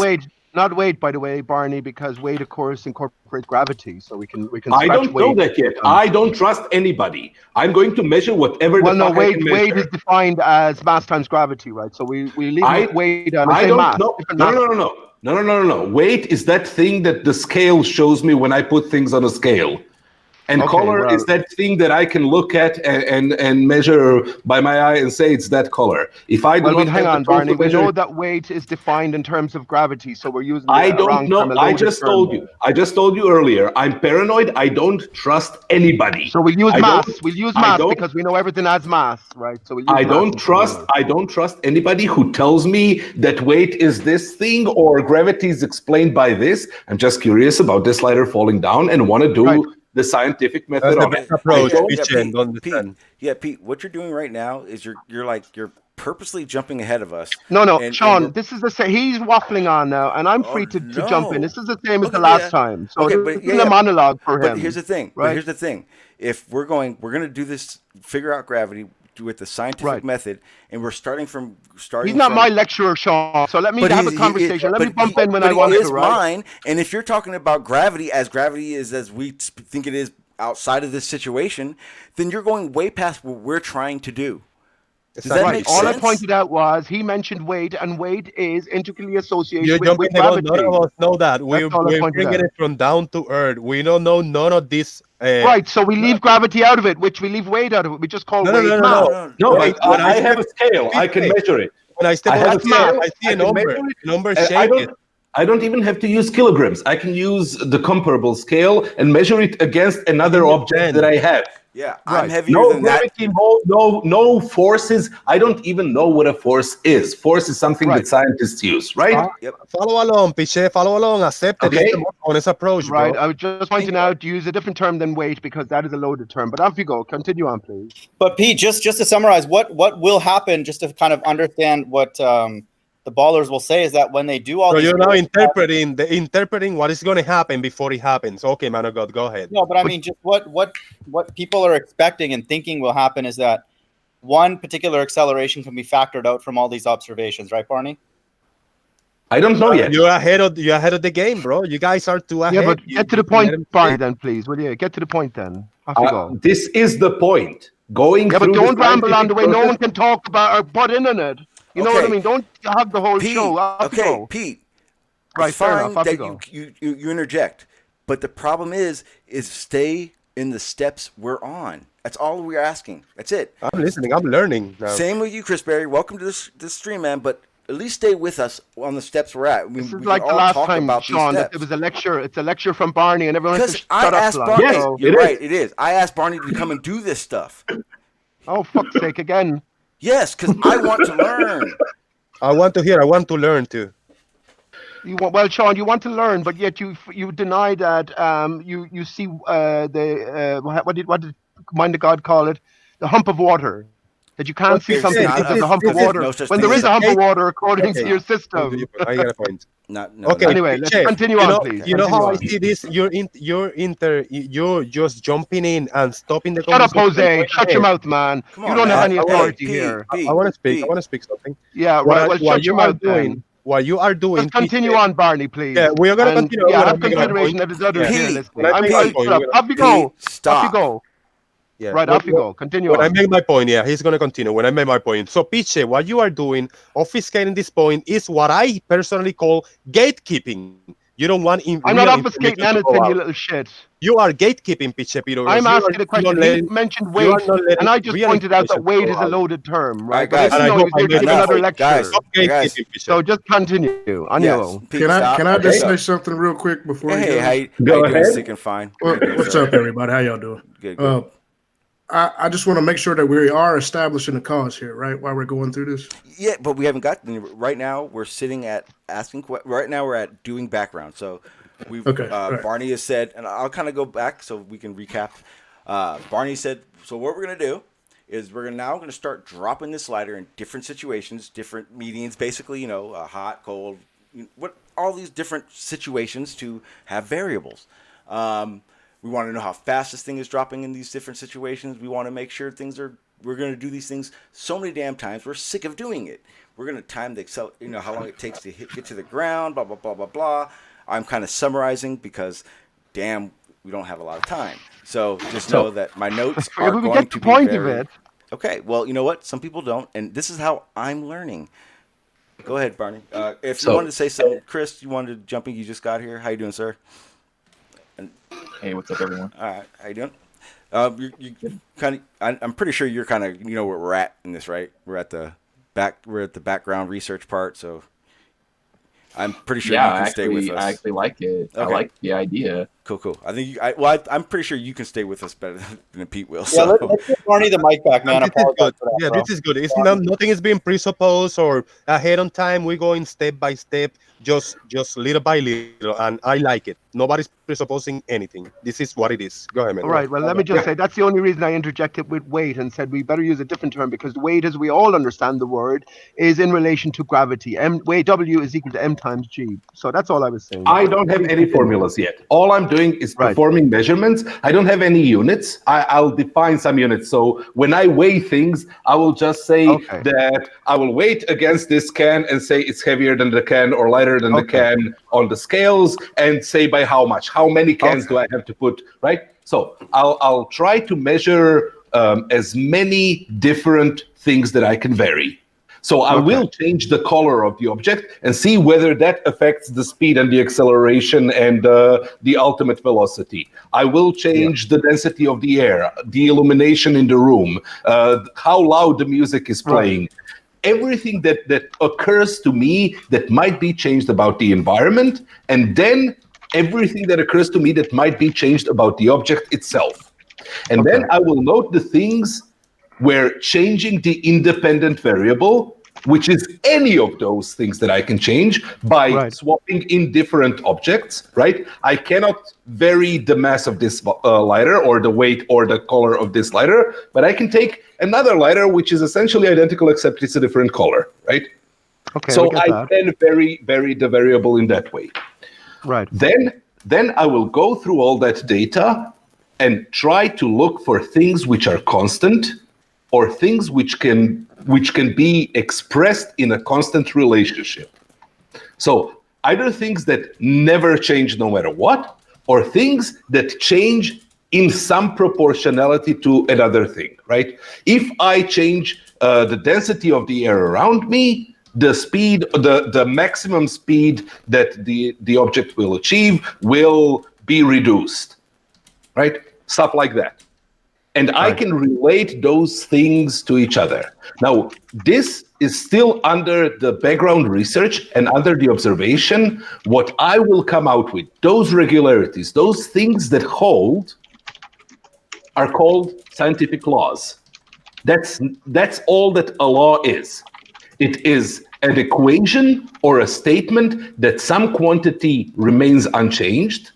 The law of conservation of energy, the law of conservation of mass, the law of conservation of momentum, stuff like that, where we see that this thing never changes. It might be split into two different sets, but when you sum them together, they're still the same. Or I can put them in relation. Weight of this thing and weight of this thing and the distance of those things relate to each other in such a way that there is this constant value between them that says that they will attract or repulse each other in that way. I still have no idea why. All I have expressed is that this is a law which holds. Now, laws don't have to be precise. There are imprecise laws. There is stuff which says this tends to be that, or this will, the more you perform this experiment, the tendency of this is to reach 50%. Sorry, Barney, question for you, dude. We were doing so well, and then what's all this stuff about laws? It's gone into fucking waffle. It's gone into waffle. I like what you were getting at before. You were saying that there are tons of variables, all different shapes, sizes, dropping them, let's say, from a fixed distance. So like that's at least fixed. And then let's say we gathered all the data on that, literally just an infinite number of data points with all the conditions and all that. What are you saying with that? That we could factor out a 9.8 meters per second square? What he's saying? So because if I can explain it, I know you guys got to be able to keep up. Let's hear it. What he's saying is after we've collected the data. We've done everything different and the different variables that we can do with this lighter to figure out why it does what it does. We're now gonna get all that data together, and we're gonna look at all that data and see what doesn't change, what variables don't change no matter what variables change because of something, what variables change or what results we get because of we change a variable. I'm sorry, and we'll go from there. So what becomes law are the things that do not change in these variables. No matter, we change variables in different ways, but for some reason, something doesn't change. We make those laws. Let's get to the punchline. So here we go. No. We're not doing punch laws. We're not doing punch. We are getting. But this way, I want to go through this whole thing. I don't want to jump. Why don't you just have fucking Barney here then? Okay, then Pete, peace the fuck out then. Bye, Pete. Because I guarantee if I stop right now and ask Chris what he thinks, he's going to give me some shit on the research in the same spot we are. You are the only one trying to jump forward, and so is Mind of God. Shut up, man. But let Barney get to the point then. And let him apply that. No. Let me just say this, and then I'll shut up or I'll go on mute. Let me just say this, Barney. When you go through the scientific method, can you apply it to Earth's movement, right? And how that applies to... yes. Wait, why are we talking about Earth's movement? We're talking about gravity. Yeah, but I'm just saying apply it to that. But let's apply it to gravity then. Let's continue. Yeah, so what would happen, and this is what I think the ball Earth stance would be, and I'll give you this for a second, that you could factor out a general 9.8 per meters per second desire going downwards. Let's just say that actually could come out of these various... Okay. But just let me finish my point, then you can say it. So let's just even say that that's the case. Let's say somebody literally went through all these scenarios and factored out that gee, 1 unit of mass does actually seem to accelerate. Now, my point would be, what is the need to go beyond that? Why do we not just say that is a descriptive truth? Where does the gravity piece come in? Where does this other need come in besides just we took data, we factored out an acceleration, and then just leave it at that? Why do we have to go beyond that? Because horses and carriages are getting really old and my butt hurts. And my wife wants to fly in a plane, but planes don't exist yet because we don't know how to get shit in the air. And if I want to fly a plane, I better learn fucking gravity so I can figure out thrust and all that other shit I need to do to keep that thing in the fucking sky. That's Before why. that, Sean, you got to figure out how all the oceans of the Earth are kept to a ball, clinging to a ball, right?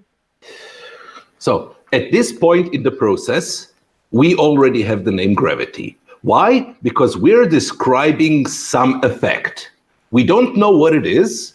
We're just describing the way that things fall and go up. And we don't want to, every time we write, that effect of things going up or down depending on their, so we give it a name. And the name that was given by Galileo was gravitas, which is Latin for weight, for weight, literally. And that's why the thing is called gravity, right? You guys go beyond that. That's the problem.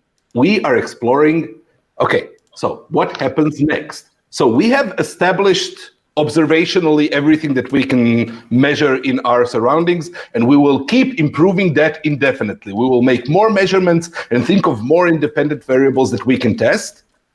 And we have established what the relationships of those variables are. When we vary one variable, what happens when we vary, which things are constant and which things preserve a mathematical relationship between them. Those are the regularities. We call those physical laws or laws, scientific laws, right?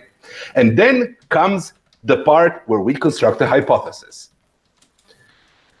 You basically speculate until you have an explanation of why what you're observing might be happening, how it might be working. And any speculation in the speculation phase is valid. If you want to say the angels are pushing on it down, as was thought before Newton, sure, that's a valid speculation. That, however, is not a hypothesis yet. We are interested in establishing what Chirag was saying, a one-on-one relationship between cause and effect.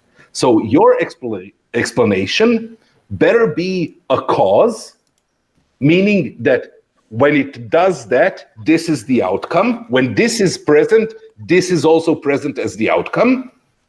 And this better be the only outcome of this cause, or the direct outcome of this cause, such that this cause cannot manifest 20 different things which are in contradiction to each other, and any of those things cannot be explained by 20 different speculations, or by just you make them necessary, right? So you try to formulate your hypothesis in such a way that it is directly and unambiguously a potential cause for what you're doing, for what you're measuring. Then you take that speculation and you go with that. You use the deductive method. You use deductive logic by producing all the deductive conclusions that you can from it, the things that necessarily need to be true if this is true. The things that, if this is true, this must be true, or you have violated logic. I'm warning you, the more you say this, the more you're actually making it harder for us to believe what you're about to say, because you're putting all these very rigorous parameters around establishing cause and effect and all that. There's no way you can say that the Earth's quote-unquote mass is creating this. That's preposterous to us. It's insane. Yeah, and you can apply all these things to the Cavendish experiment then, Barney, when you're done with what you have to say here. Cavendish experiment is an experiment. Yes, again, this is not part of what I'm talking about, but we can get to it when I'm done, right? So we can't use Cavendish. So logic tells you that if something, then something. If you test that second premise and it's false, you have falsified the first premise, right? If it's confirmed, you have affirmed the first premise, but not confirmed it, right? It does not say that this is true. That would be affirming the consequent. That would be a fallacy. But if you test it, and then you can eliminate it. And that way, you can try to eliminate your hypothesis. So you come up with the experiments which will show you that you're wrong because you don't want to be wrong, or you want to be wrong as soon as possible and then end the whole thing and stop worrying about it, right? That's how you focus your experiments. You Right, that's take the sound. hypothesis, That's sound, yeah. you bring out predictions which will eliminate your hypothesis if Okay. it is false. Barney, can we move forward then? I feel like we keep saying the same thing the last 10 minutes. So Yeah, we've got our question. We've got our question. Yes. We've all pretty much done background research. So what's the Have you? hypothesis? Well, Barney, go back to the room where you dropped the lighter, right? So let's apply that method to where you dropped the lighter specifically. Okay, so the currently standing theory, the set of hypotheses. Remember, you're not bringing which- anything into things. You're not bringing anything. Right. Into What do you mean the standing theory? We're coming up with this.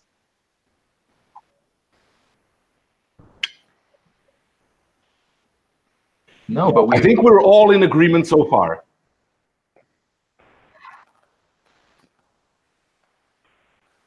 No, I just want to move Barney to get forward. the point, yeah, and apply it to something that we're trying to figure Right. out. Let's apply it. The lighter drops. Okay. Okay, let me quickly summarize if you don't mind. So Barney, first step, lighter falls, you're like, okay, interesting, let me figure it out.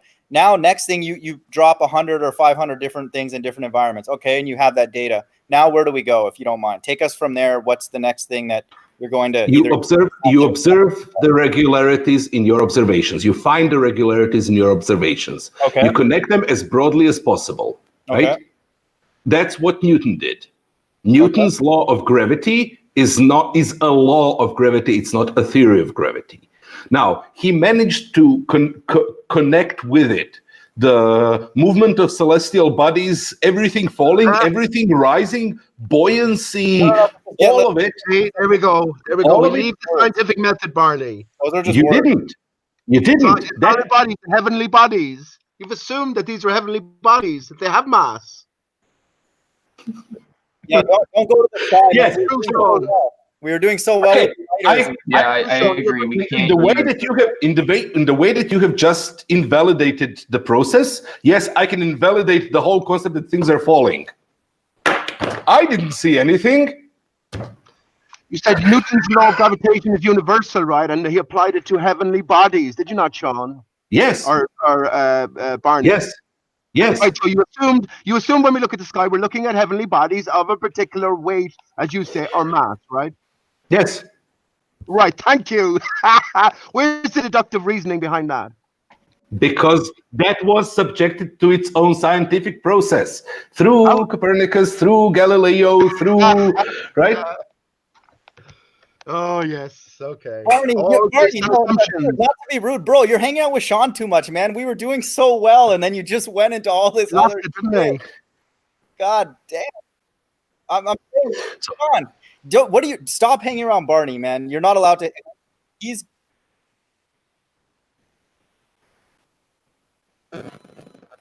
no, we were going through the steps. Wait. No, we're trying to get to the steps of where gravity comes into the mathematics. We just all agreed we don't know what this is, what the cause is, and then he immediately goes and says that the cause of heavenly bodies moving around and orbiting is gravity. Yeah, No, Newton's no, gravitational no, law. no, no, no, no, no. Go Wait, back wait, into wait, wait. history and we bring I back did not say that. I did not You say said that. we have right. Okay, restate I what you did not said. say that. Restate what you said. I said that Newton found a regularity, the common regularity between all those things, and Which is what? all those Which is heavenly what? bodies. which is the formula for gravity that we use. The G How can you ever know that? M times M over R squared. We don't know anything about those bodies. Yeah, No, wait. he didn't, Sean. No, he didn't, Well, Sean. You're not I'm following. sorry He that took you're it backwards uneducated to and don't know Isaac anything Newton. about those The bodies. universal But law those of things were gravitation as it known. applies to the heavenly body.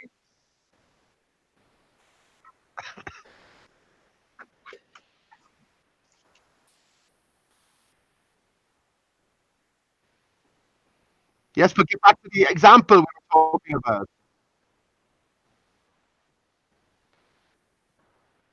Oh, but not right to the end or a non sequitur. We can't do that. Yeah, we're talking about dropping a lighter, and then he's talking about we figured it out because bodies move.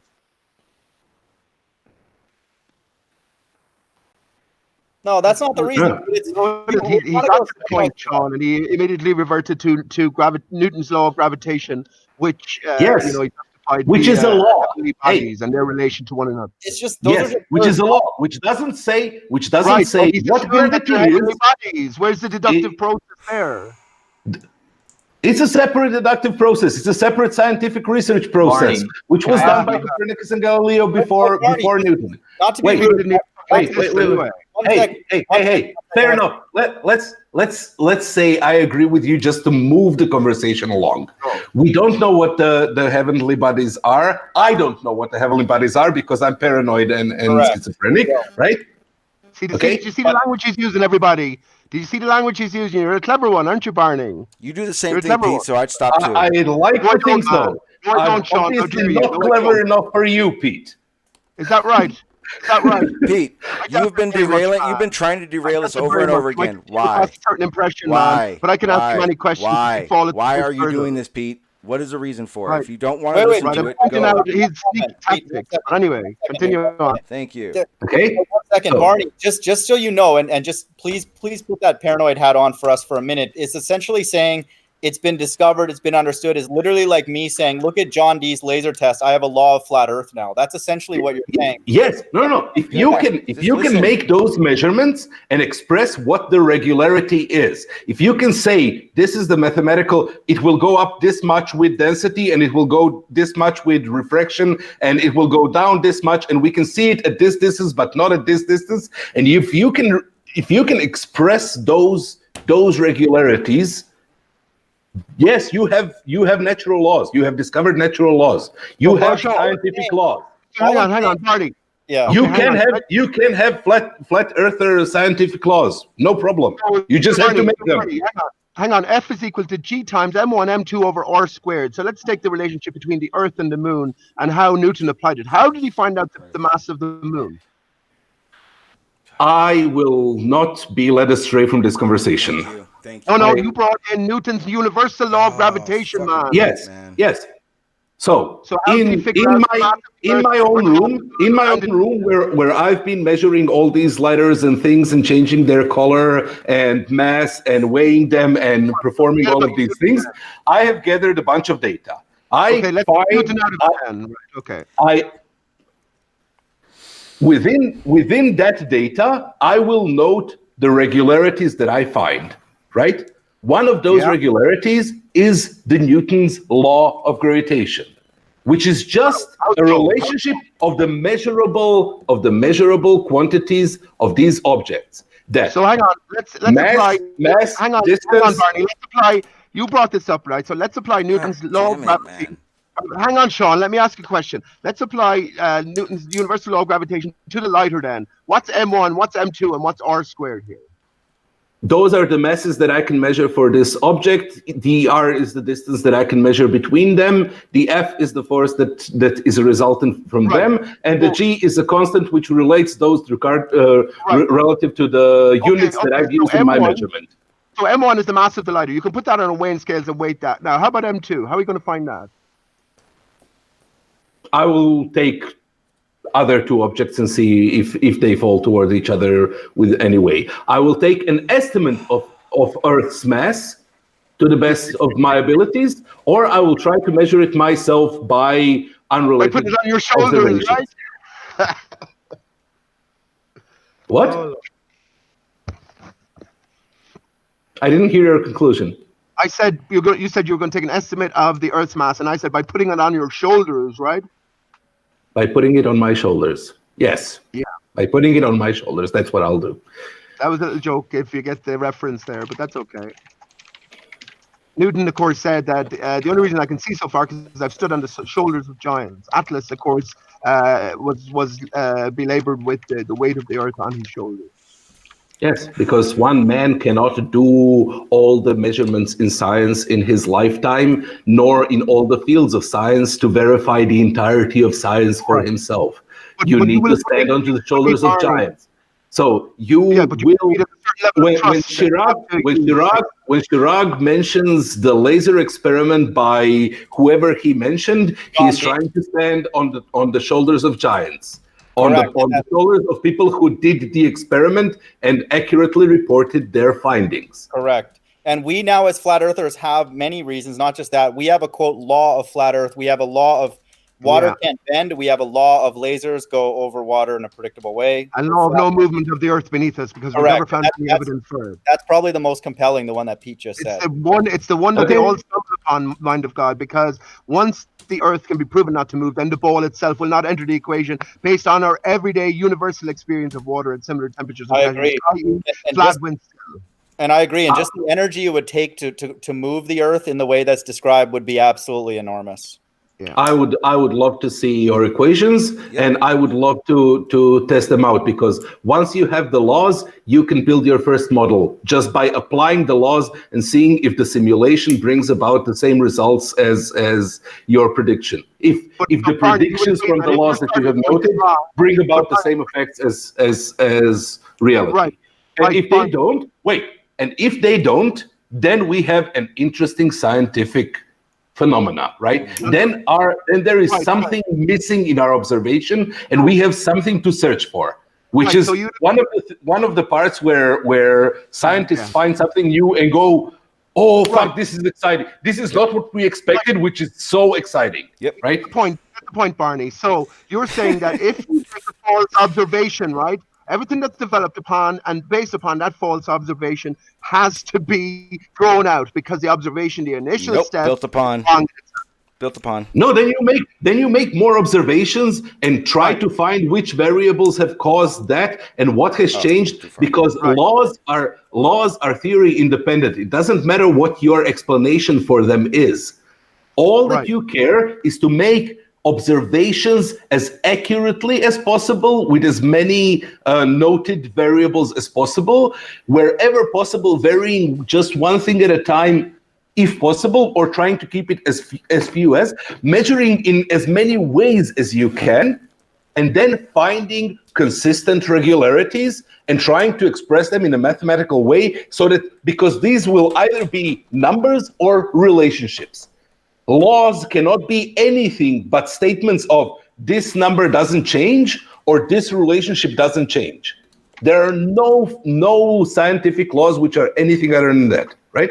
Okay, so Barney, let's get back to the basics here, sir. So, this notion of these experiments, which I like the way, if you don't mind us going back to the sequence and just help us build up this F equals G M1 M2 over R squared.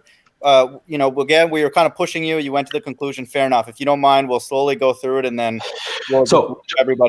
Just to clear everything up once more. Yeah. I have not made any conclusions yet. I have not even made a speculation. Right. All I have noted is that these things happen, observations, and these relationships between the things that happen hold laws. Right. Newton's law of gravity is the gravity in that is not a physical thing. It is not a real thing. It is not anything. It is a word which explains a phenomena, right? We're just calling this falling gravity. It is not a real thing yet. The laws, the law of gravitation and the related laws to that just say, and these relationships between the observations hold to this extent between all the observations that I've made, right? I have not yet speculated on anything. Okay, well, you did, but let's go back to the beginning, and if you don't mind, let's peel it back. Don't give us any verbiage or any, historical. Go back to the beginning. I just want to state the fact you are asking to go back to the beginning. Go ahead. Yeah. Right, so we'll go back to one. Years we're going back to the beginning every day. Yeah, it honestly feels like an endless kind of circle. It's a hamster wheel we're on. No one has been able to walk any of us through the logical steps that created this need for this. Oh no, we have. You guys just keep cutting it off. You guys keep I thought we were gonna sidetracking do it. I can. Hey, look, put it this way. I can make it so he can get through this, but I don't want to have to make it to anything. I would like to Barney just to be able to continue on because realistically, this should only have taken a half hour. Sean G, we on our side will only be satisfied if you, Barney, and Jose come back to our team. We're not leaving this call until you guys get on our team. Do you hear yourself on the right now? You sound like a crazy Water ex-girlfriend. We're not on a spinning space ball. Let's figure this out. Let's go back. So you don't want to do the scientific method. You just want us. You just want us back. Damn it! No, Come back. I want to walk through the We steps. miss you. I promise I won't do it on your face anymore. Here's the thing. I want to go So through. what you came into the way is to bring us pamphlets and invite us back to the cult. Is that what it is? That's my take on it. Cult just means worship. Cult is a word that just means to worship. Yes, worship the creator. Flattered. Yeah. Correct. You all know well, fucking Earth is flat and stationary, Jose. Okay, so let me get this straight. You guys have no. Hey, you guys aren't. You think Barney here isn't Hang on. fucking smart enough Hang to know on. the Earth is You flat? guys, Hang on. hang on. Stop. Everyone stop. Everyone, I'm gonna mute anyone that's talking. Stop. Everyone talk. Stop. Do you guys honestly think you're showing here is stellar? I mean, realistic. Like we're trying to show you the side. And Chris, you do not add. You don't count in this because I can tell you're trying to just stay away from the crazy. So you're not involved. We're not reading our performance, man. We just want to go through the steps that You are. The truth is the truth, man. We're just figuring it out. It's no one's getting awards for this, man. It's just we're talking. Just chill out. So here's the deal. We would like to walk through the data points, the steps, and then you can cite where you are in the scientific method and just leave it at that. That's all we ask. Nothing more than that. No survey. No. We've been stuck on do background research all this time, and I'm trying to bring it over to construct a hypothesis. So but for you didn't take background research. Stop. For the interest, no, stop. How about this? This is what we're gonna do. He's going to go through at least one or two more of these steps, and then we'll stop, and then you guys can talk. But until then, we're going to let him get at least a couple of these steps out without you guys stopping to go back to the beginning. So, but the main issue is if he does do background research, then jumps to report results. I can't have that because you just skipped over. Look, you want to hear? You want me to pull it back up because I had the notes up here, and you just didn't pay attention to them. Is what it is. Look, Sean, if I'm able to type. And all this, then you should be able to pay attention and just listen. And that's half-assed, just flash through notes. But Sean, he's been through it all, man. So yeah, 4 times. He shouldn't have to explain it again. Barney, please go ahead and go through a couple steps. Everyone else, please let him get through a couple steps so we can get somewhere in this, and you guys can stop looking like you're sidetracking. So just one thing to note about noting the laws. There were many attempts to define those laws of why the lighter goes down and what are those relationships and what are those constants before Newton. Why Newton is famous is because he managed to combine so many different things into one constant and consistent relationship. And that relationship holds to this day, right? That formula for gravitation, whatever it is, we don't know, but whatever it is, that formula still holds. Okay? Upon taking the observations and finding the laws, you can then go on to build your hypothesis. We've talked about speculation. I'm not going to repeat it. If your speculation can produce predictions, unique and unambiguous predictions, then you have a hypothesis. And then you can test it, or even better, because you don't want to be accused of bias and you do not want to be subject to your own bias because you kind of love your hypothesis and your idea, you will describe in which way it could be tested so that other people can test it for you if they're interested, right? In a way that they can perform the experiment that either confirms or completely obliterates your hypothesis. That is the goal, right? So attempt after attempt after attempt of forming a hypothesis for what might bring about this law of gravitation, this Newton's law of gravitation, were failing constantly and consistently. The predictions that you would get using that explanation didn't align with the law and didn't align with the observation that law was deduced from. So those were discarded. One of the last one was the Lorentzian space and time model, which presupposes ether, and you can throw in stuff if you need it for it to work, but then you have to go find the stuff that you have presupposed, right? Lorentz presupposed ether.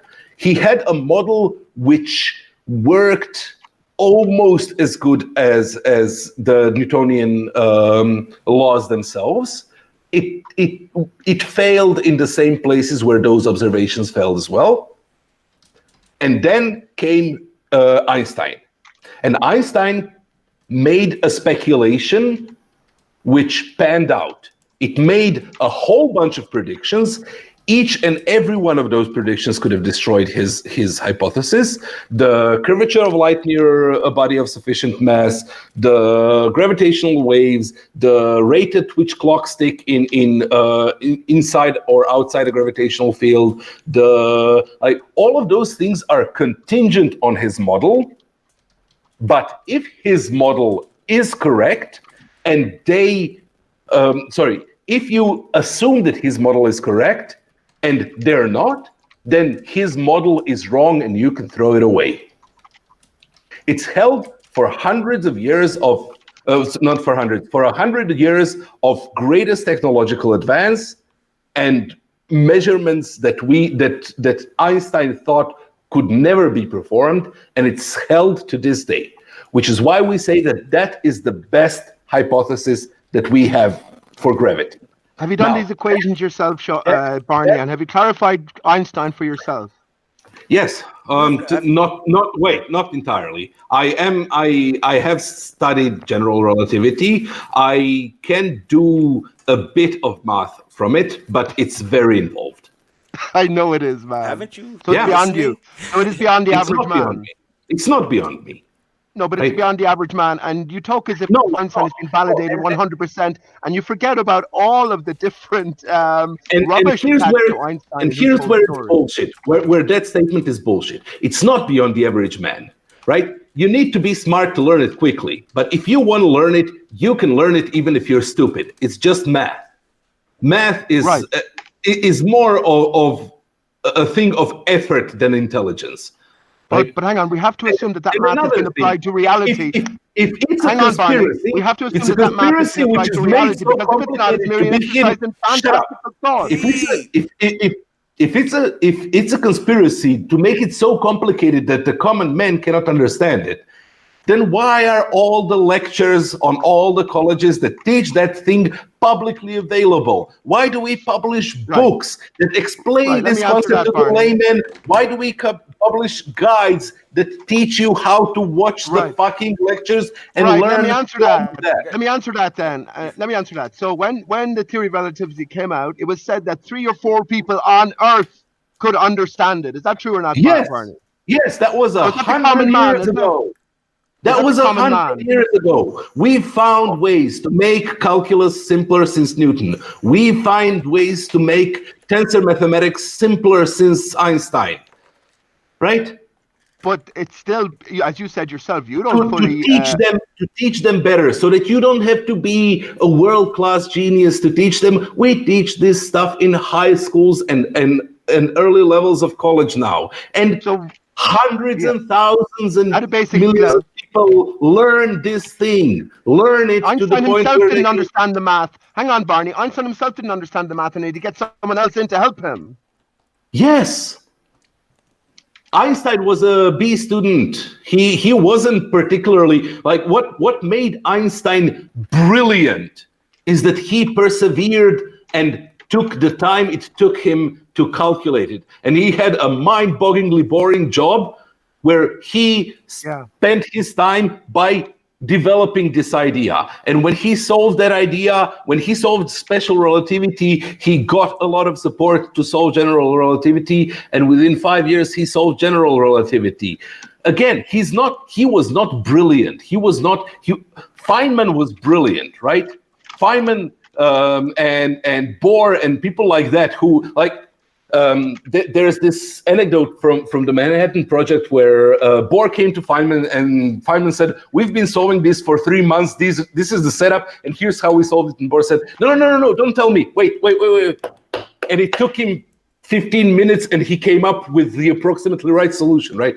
Just by looking at the problem. That's a genius. Einstein was not that. And Nagasaki was firebombed, wasn't it? Einstein was perseverant. He just followed, he realized what needed to be changed, and then he just deductively followed it through the math. Right. And isn't it amazing that the outcome of all their theories is the only conclusion that can come out of it, and it still holds. That hasn't been violated. So the nuclear bomb, been trying to violate it. We've been so trying the nuclear to bomb violate that they produced from all of their theorizing.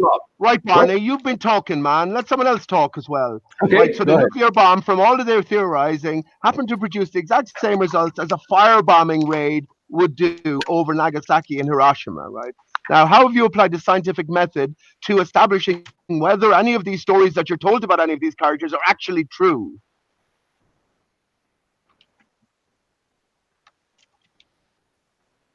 Right, exactly, because he's treating all of this as if it's established truth.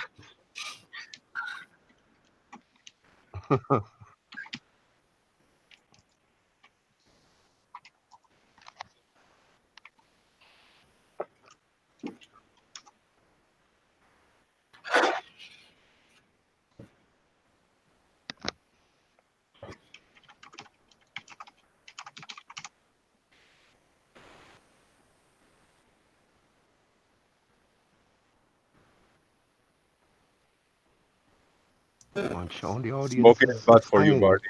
All right? Stop smoking, bro.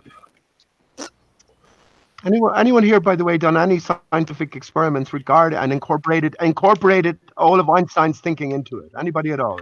No.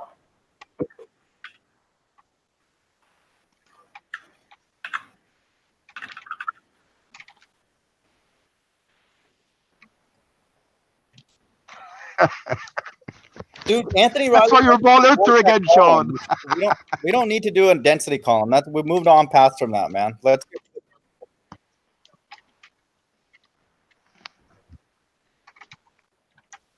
Yeah, minor God moved on to that. You're not interested, minor God. It's okay. So Sean is talking to others that are interested. Go ahead, Sean. I'm listening. Come on, Sean. Come on, Sean. Yeah. All right, so you just stopped us to tell us that someone in the audience is doing something. Not at all, man.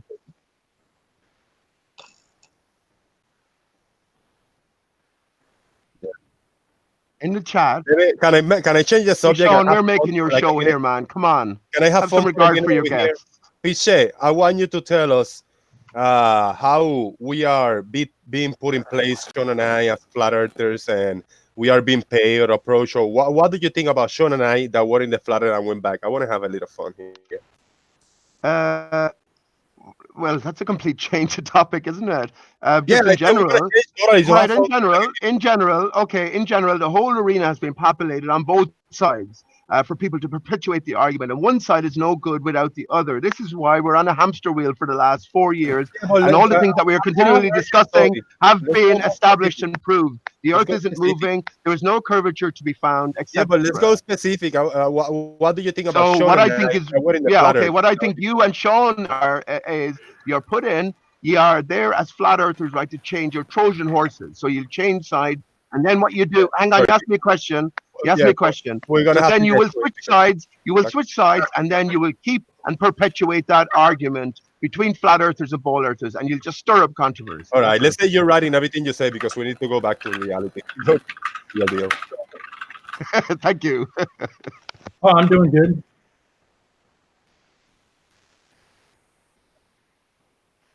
Oh, it's all good.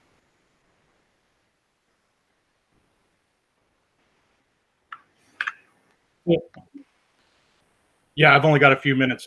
My truck broke down, so I got to get it fixed. But we're going to be repeating the vomit comet experiment that everybody says is CGI using a giant scale RC plane, live feedback telemetry, and any other scenarios you guys want me to test while I have the telemetry equipment because I'm borrowing it from a friend of mine.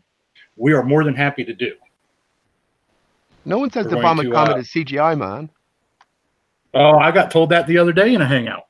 Well, I mean, we know that the It vomit could comet not is be the plane that verified goes by- up and could does the not be parabolic. verified by anybody outside of NASA. Don't mind bringing what someone else says. I mean, I don't certainly hold that. The vomit comet is a reality.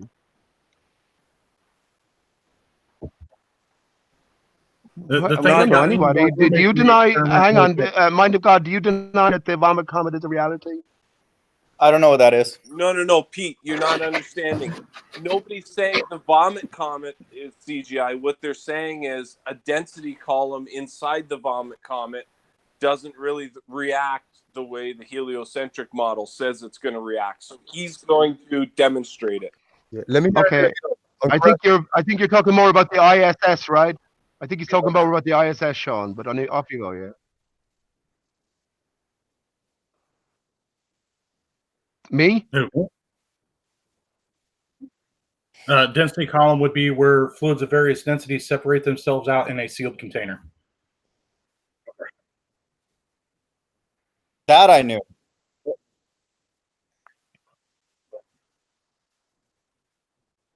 Why don't we get? You've got absent-minded since you went back to the ball, Sean. What is you interested in doing this? You know, what do you want to accomplish something, or what is? No, because I'm doing this experiment specifically because I was told that an uneducated auto mechanic could not perform this experiment successfully on his own. I certainly wouldn't say anything like that, man. We're all capable of doing any manner of science. But how can you just talk us through the biggest experiment? excuse I get every time I have a hangout is that you guys can't perform these experiments yourselves. I'm just an auto mechanic. And I can perform this experiment. It's not an Don't experiment. lumping everybody. Hang on, man. Don't be lumping everybody into the same category. First of all, and I'm interested in the experiment. What do you set out to prove, and what do you set out to sort of disprove or illustrate? Nobody seems to be attaching the argument that he's encountered somewhere else by some other flat earther to all flat earthers. Yeah, but you didn't even know what a density column was a second ago. And right now, we don't even know if this crashes guy is even a flat earther. And I'm not asking you to tell us. You don't even have to tell us. This is from both sides. People say, "Oh, an average Joe cannot do an experiment X or Y because of," and he's proving everybody wrong. He's doing an experiment. But that's what ball earthers say, Jose. That's what ball earthers say, that you have to leave it to the scientists to do all of this stuff.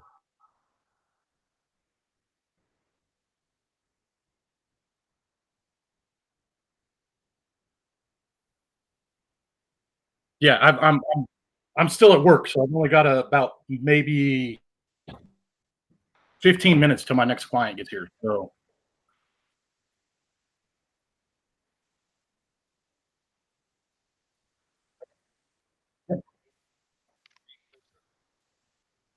Yep, I believe I left my link to the Discord channel. I will be doing a live hangout to go over this experiment more detailed later tonight. If you guys want in, my moderators on Discord are going to do a quick screening, and then you'll get the Hangouts link. So I just don't get bombed or anything else. So what we're doing is I have access to a large-scale radio-controlled aircraft. It's 84-inch wingspan. It weighs 15 pounds. We are working on isolating the sealed container from any outside vibrations or forces. If the vomit comet is CGI, then when we take the aircraft up and I perform a parabolic dive and accelerate to 9.8 meters per second squared, the density column should separate and mix out. And the instant I start pulling the aircraft back level or vertical to apply G-forces to that aircraft, outside force, be it gravity or whatever you want to call it, should separate that density column back out into its layers, thus proving that the vomit comet density experiment is not CGI. What different fluids would be using? That's what we're open to the discussion for. Whatever you guys want me to use, I can use. Right now, we're going to use oil, water, and avgas. Okay. Okay. I mean, yeah, I just was But saying there that don't speak for me, or because someone else says something to you, that doesn't reflect my point of view necessarily anyway, and indeed most of the case it doesn't. But yeah. But it's all good for Okay, flat earth. you will be Nobody who experimenting the claims of somebody else. I spam the link on your channel on the YouTube chat. So if anybody listening is interested in looking it up, click on this guy's channel and subscribe to him, because I appreciate it. You're doing real stuff over here.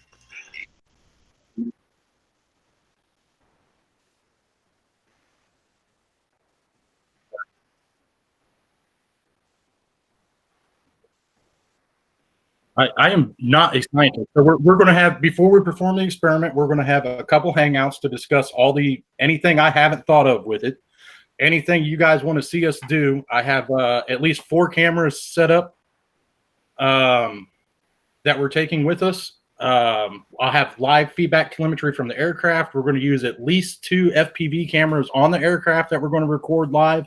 And the entire demonstration will be done live. The nice thing about doing it the way we're doing it is I can repeat it as many times in a single flight as I have fuel for, which will give me about 15 minutes of flight time. But we can land the aircraft, refuel it, and change the experiment or change any variables anybody wants to see live on. Why are you showing? How are you isolating gravity in this? When you say experiment, where is the isolation of gravity? How are you ensuring that what we're seeing is only dependent on this invisible force? Earl, mind the God, you're missing it. There's been an observation done in the Vomit Comet where they put an density chamber, density whatchamajigget, in the Vomit Comet, and when the Vomit Comet descended quickly, everything mixed up, and the flat Earth community in general, like the Anthony Rileys and them, have been saying that it's CGI. And that it wouldn't really mix, because their reason for separation of different is density. Like their reason for falling is density. So he's just repeating the observation on his own, the experiment on his own, to prove that it wasn't CGI. Like a density column in the Vomit Comet will all mix up. No, but he's just repeating that. He's not proving gravity. He's proving that the density column experiment in the Vomit Comet was not faked. And I'm not necessarily different matter. I don't know. I was asking first. What is that strictly it, or is there another desire to have more conclusions than that derived from this? Like to prove Anthony Riley wrong, right? That's not the only point of this experiment. Yeah, that's to prove that an uneducated auto mechanic can perform these experiments on his own by doing about 10 minutes. Well, listen, bud. Listen, bud. I don't think of you in that term, or I don't think of any of my fellow man in those terms. We're all capable of anything. Right. Well, fair play. But you won't go in with any preconceived notions or ideas, right? You will just do the experiment and you will analyze the results. Yeah, yes. Is the objective to bring gravity out? And I'm not trying to be rude. I'm just curious. Like, are you trying to, when you say experiment, we talked about that earlier, cause and effect. Are you trying to say the effect is whatever is going to happen, and you're going to reproduce and show it's not CGI? If the aircraft is accelerating downwards at 9.8 meters per second squared, and the instant I change that vector or go in a different direction, everything sorts back out. It proves that there is some outside force, whatever you want to call it, is causing that density gravity or density column to maintain its order. That's the part that you said prove. How are you going to prove that? That's the part that I want you to. An important key over here that Crutches is trying to prove. He's going to perform the test. It's going to be live, and the data is going to be there, and you can interpret it the way you want.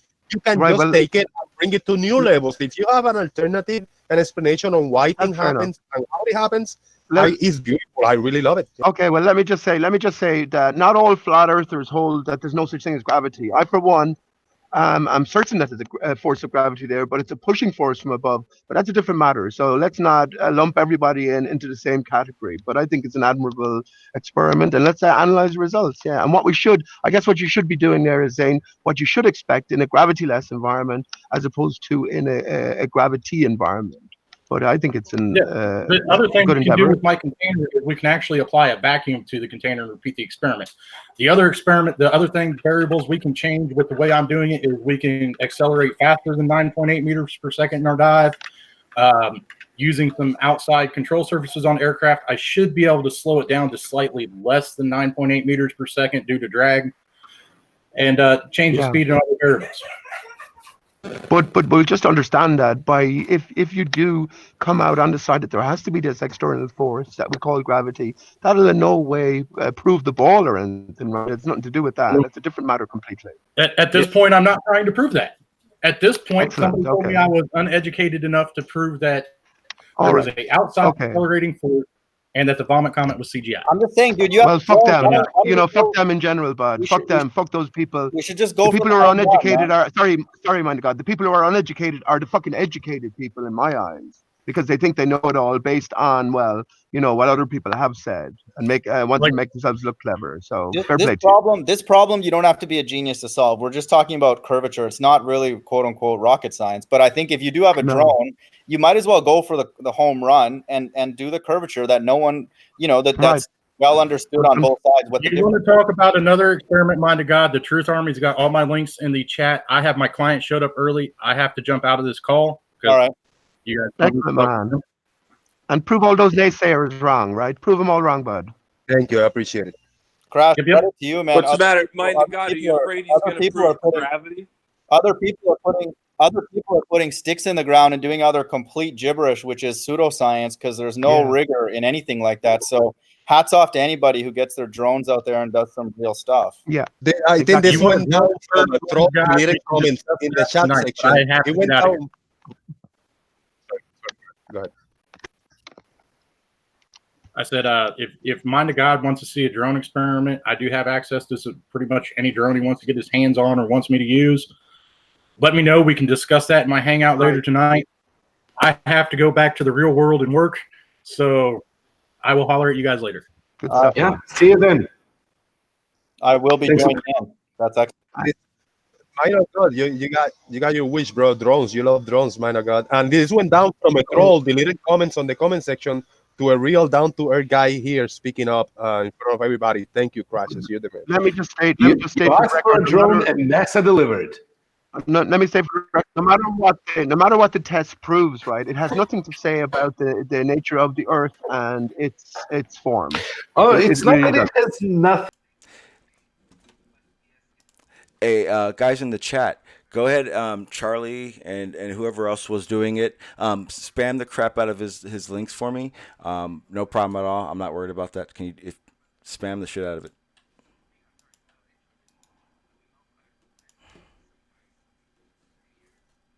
Developing a model of repulsive gravity as a theory of modified gravity for explaining dark energy and the model does mathematically work for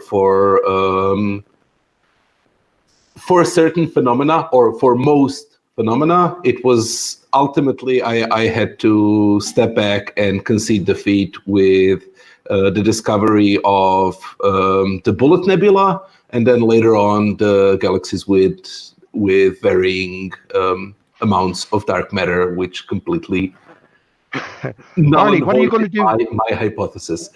But what are you going to do when you find out all the skylights have one singular source, man, and everything you're looking at is against a reflective mirror-like sky? What are you going to do then? When I find that out, I'm going to be so exhilarated because there will be so much new things to research. Excellent. Look into Aristarchus, man. Okay. As soon as you can show me things that I can actually research, which are not just blank assertions and sure. Like something that I can calculate, that I can make predictions of, that I can map onto reality in any meaningful way, something that you can think about. We can also think about it. Remember, Einstein was on board. He put himself on board a light beam, right, and imagined what everything would look like in relation to that. So we can think about things. We can work out the universe in our brain. Right? We can speculate all you want. It's not. You cannot draw a conclusion from that. That's what I've been kind of describing. There is a process that can get you to a conclusion, which begins with speculation, and that speculation is entirely open. That's why I keep saying there is a valid path to flat Earth science and young Earth creationist science. if they are willing to do the science. But if you just go, I speculate this, therefore it's this, therefore I'm right, then Barney. sorry, I get we're you. not. I get you. So let me ask you, Barney, a basic question, right? Einstein's universal law of gravitation. Tell me how it's worked between calculating the respective orbits in relation to one another of the moon and the Earth, or let's go beyond that. Let's say Venus and Mars in relation to the Earth. How have they measured? How did Einstein or how did Newton clarify his theory and measure the mass of Mars and let's say the distance, the radius value, or the R value? How did he do that? I do not have those specifics on me. But he must have done it because his universal law of gravitation has been clarified, right, and has been validated. Yes. Right. So you don't have any idea how he is. Right. You see the problem there, No, it's not that I have no idea. It's that I cannot tell you for certain right now. Okay, so how did Cavendish set out to weigh the Earth, right? So how did he weigh the Earth? I don't know. I know that the Cavendish experiments has something to do with balls relating to each other, but I haven't looked into it that much. Right. But you just take it on truth, right, as well, because it's so established and there's a historicity behind it and there's a consensus behind it. Yes. So when I mention Aristarchus, can you not have an open mind about that and think about it for yourself? Maybe listen to some of the things I might have to say. Granted, I could put out a few videos which would summate my position. But, well, as I say, this is all about an open mind, right? And if you're going to accept something and not shake from it, well... And I've said, I'm very willing to look at all the equations and data and measurements that you have, any methodology that I can use to confirm those things, right? The reason why I accept those things is because they have been confirmed by various independent people, including the people in colleges where I've worked and have interacted with them. And I haven't done it yourself. I haven't explored all of science for myself. There are large swaths of science that I just take for granted because there are other people who have done that and who have done that repeatedly. And for each of those things that you have asked, I know that there is a publicly available documented answer, right? Where you can go and look it up and then check it for yourself. And if there isn't, then there are people screaming about it within the scientific community and looking forward to doing that thing. And those are the papers that come out every day. Oh, we haven't checked this to this degree of precision. We now have. And we're now looking forward to checking it to an even greater level of precision. Okay, perfect, Barney. After all of this time, especially 500 years, but it goes back to Aristarchus, 2,500 years, I've been looking for a scientific paper which is categorically proven beyond any doubt, any shadow of a doubt, that the Earth beneath us moves 1 iota. Can you link me to a paper there? Or is that just another thing that we all accept on belief or on faith? I will link you the papers. Thank you, man. The only paper I've ever been linked is by George Handicap or Handicap. I don't know what his name is. Oh, that's cool. He linked a paper. He linked a paper. Which, according to Foucault's pendulum, proved the motion of the Earth as given speed. But when I pointed out that when I pointed out in the very opening pages, right, of the paper that Earth's movement as given was assumed and everything stemmed from there, do you think he retracted that? So that's not scientific proof of anything. No, but Pete, we know the Earth's not moving, right? We're good, right? There's not. It's ridiculous. Well, I'm absolutely certain of it. Awesome. And it changes everything. Of every scientific process. Then it changes the universe, doesn't it, mind of God? If the Earth isn't moving beneath us, the universe changes. Here's the link to that website, www.doesnotexist.com. That's the paper. I'm sorry, guys. My finger slipped and picture dropped. I was checking on the people on the back chat and I mistakenly removed Pichette. Sorry about that. Oops.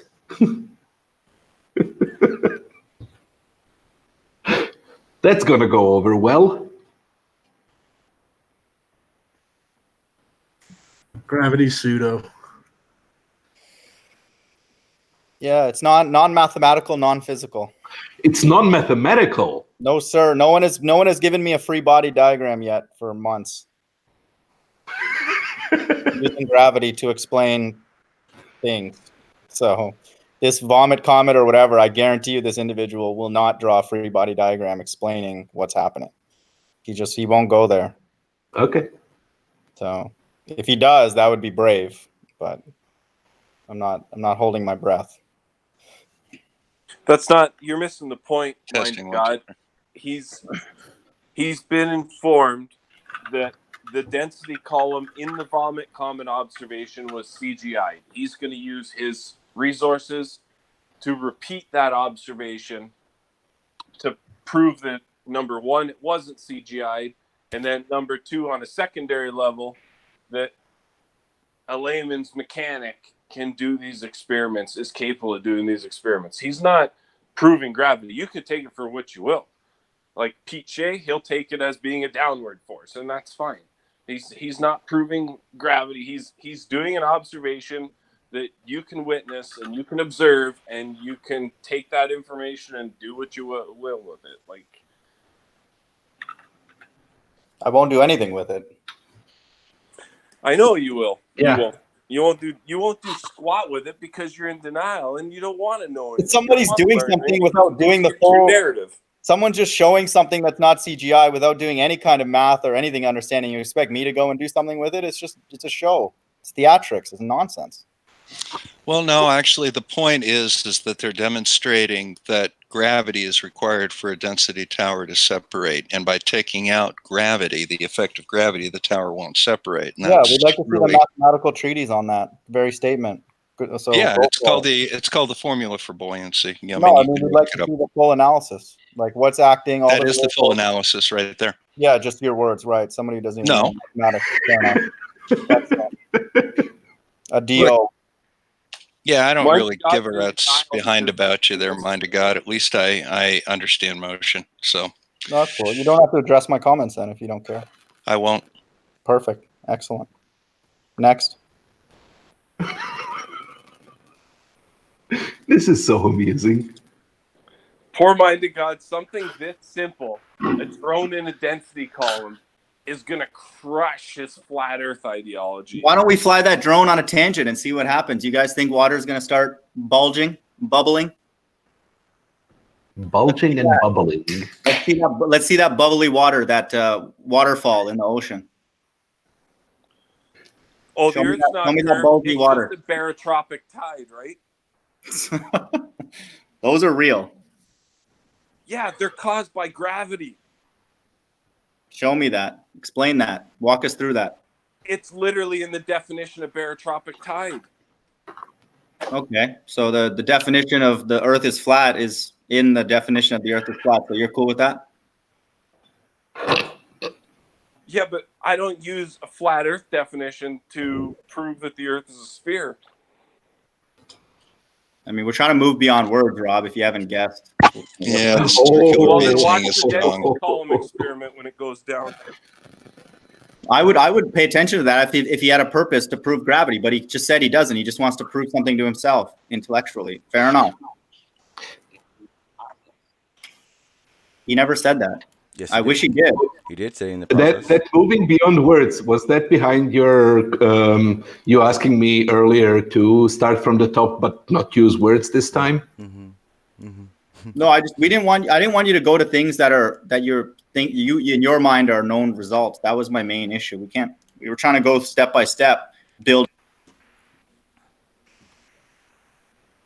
See, Mind of God wants them to mention gravity in there so that he can Nathan Oakley him with the scientific method mumble jumble to try and discredit his observations. That's all he wants.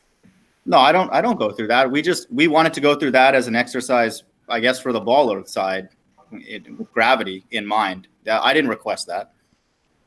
I defined what science is, and any person who has sober, fair mind, no political bias would define science the same way. Cause and effect is the supreme result, and there are other things in the body of science that are useful, but ultimately to lead to cause and effect, because that's the only thing that's useful. Then somebody could go and use those established relationships to push science further. Anybody who's just honest would say that. That's what it is. So then how do you define the scientific observations that things fall with a downward force of 9.8 meters per second squared? That's what we were walking through, and then it went into a whole bunch of different other random things. You guys kind of diverted, but it's okay because there's always time. You jumped to the end. We were going through step by step, a lighter, and then 100 different objects and, testing it in different environments. Then we have this massive data set. Now I was hoping people would walk me through that, and like, well, what comes next? Okay, somebody did this, and then they started seeing, okay, 9.8 seems to get factored out. And I was kind of hoping somebody would take me through that process. You can ask nicely. I don't know if anyone's going to want to at the moment, but you can ask nicely. Nicely. Nicely isn't here right now. Nicely. Yeah. Okay, well, that was it. We need to get nicely to join the next hangout. Yeah. So that Mind of God can ask nicely. Yeah. Maybe nicely can explain it. Yeah. So what's the cause of gravity? Oh, Jesus Christ. We didn't get that far. Oh, okay. I would even say I would even be okay if they couldn't get to the cause, because that's fine. We could always just say, what's the cause, and go all the way back to stuff that we don't know. But at least, in the very least, get us through the step-by-step process that got people to conclude that there is this, at least local to Earth, 9.8 meters per second acceleration. That would have been interesting. Has anybody ever measured the acceleration of gravity with an accelerometer? I'm actually trying to figure out how the accelerometer works and how I would do that. So I do have some questions after this. But yeah, I'm trying to, because after we had that, you had brought that up that one time. I got one on my phone. I actually got two on my phone. And I turn it on. And I know I can't do it when I'm driving in a car. I just, think it's pretty cool that I can tell when I'm going uphill, downhill, and all that stuff. Yep. But I'm gonna leave. It's an accelerometer. I'm gonna leave the hangout now, just out of respect of Piche, because I removed him. Not really. I really got it wrong. I know you didn't do it on purpose. Thank you, Jose. I'll talk to you later about what we were that debate we were talking about. No problem. Yeah, anytime, bro. Yep. Yeah, the accelerometer in your iPhone or your iPad just pretty much measures the amount of acceleration it's undergoing while sitting on the desk. It's 9.81 meters per second squared downward. What technology is behind that? It's an accelerometer. How does the circuit work? Why don't you go look it up? I tell you, but you've been a prick, so I've decided not to. Well, you're the one who on the next day asked people what's inside of an iPhone, so I'm calling you out on whether you actually know what it is. Of course I do. Well, you could go to Bob's channel. You could go to Bob's channel and look at his videos. No, you've already killed enough of my brain cells. I'm not going to Bob's channel. I mean, you always implore people to wade through hours of video stuff on your channel to find your bona fides that's somewhere hidden in there. When did I say that? A few seconds, right? So why would you deny that to yourself then? Quite frankly, there's a video that outlines all of it. As a matter of fact, the latest one is density of force NA, and that was out on Sunday, I believe, and it's got it right on there.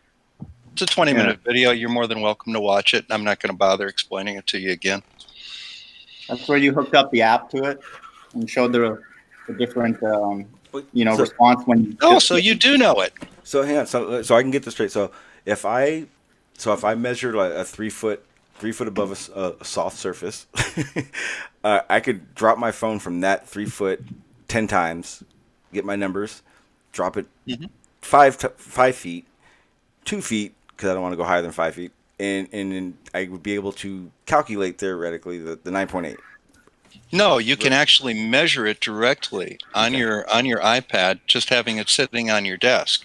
And then what you do is if you hit record on that measurement device and drop the iPhone or the iPad onto a pillow from some decent distance, you'll see that the total acceleration goes to zero while it's in free fall. Okay. Yeah, I mean it's pretty obvious. The other way that you can do it is you can blow bubbles in a water bottle and drop it, and the bubbles will hang there because it goes to zero. The acceleration goes to zero as it's in free fall.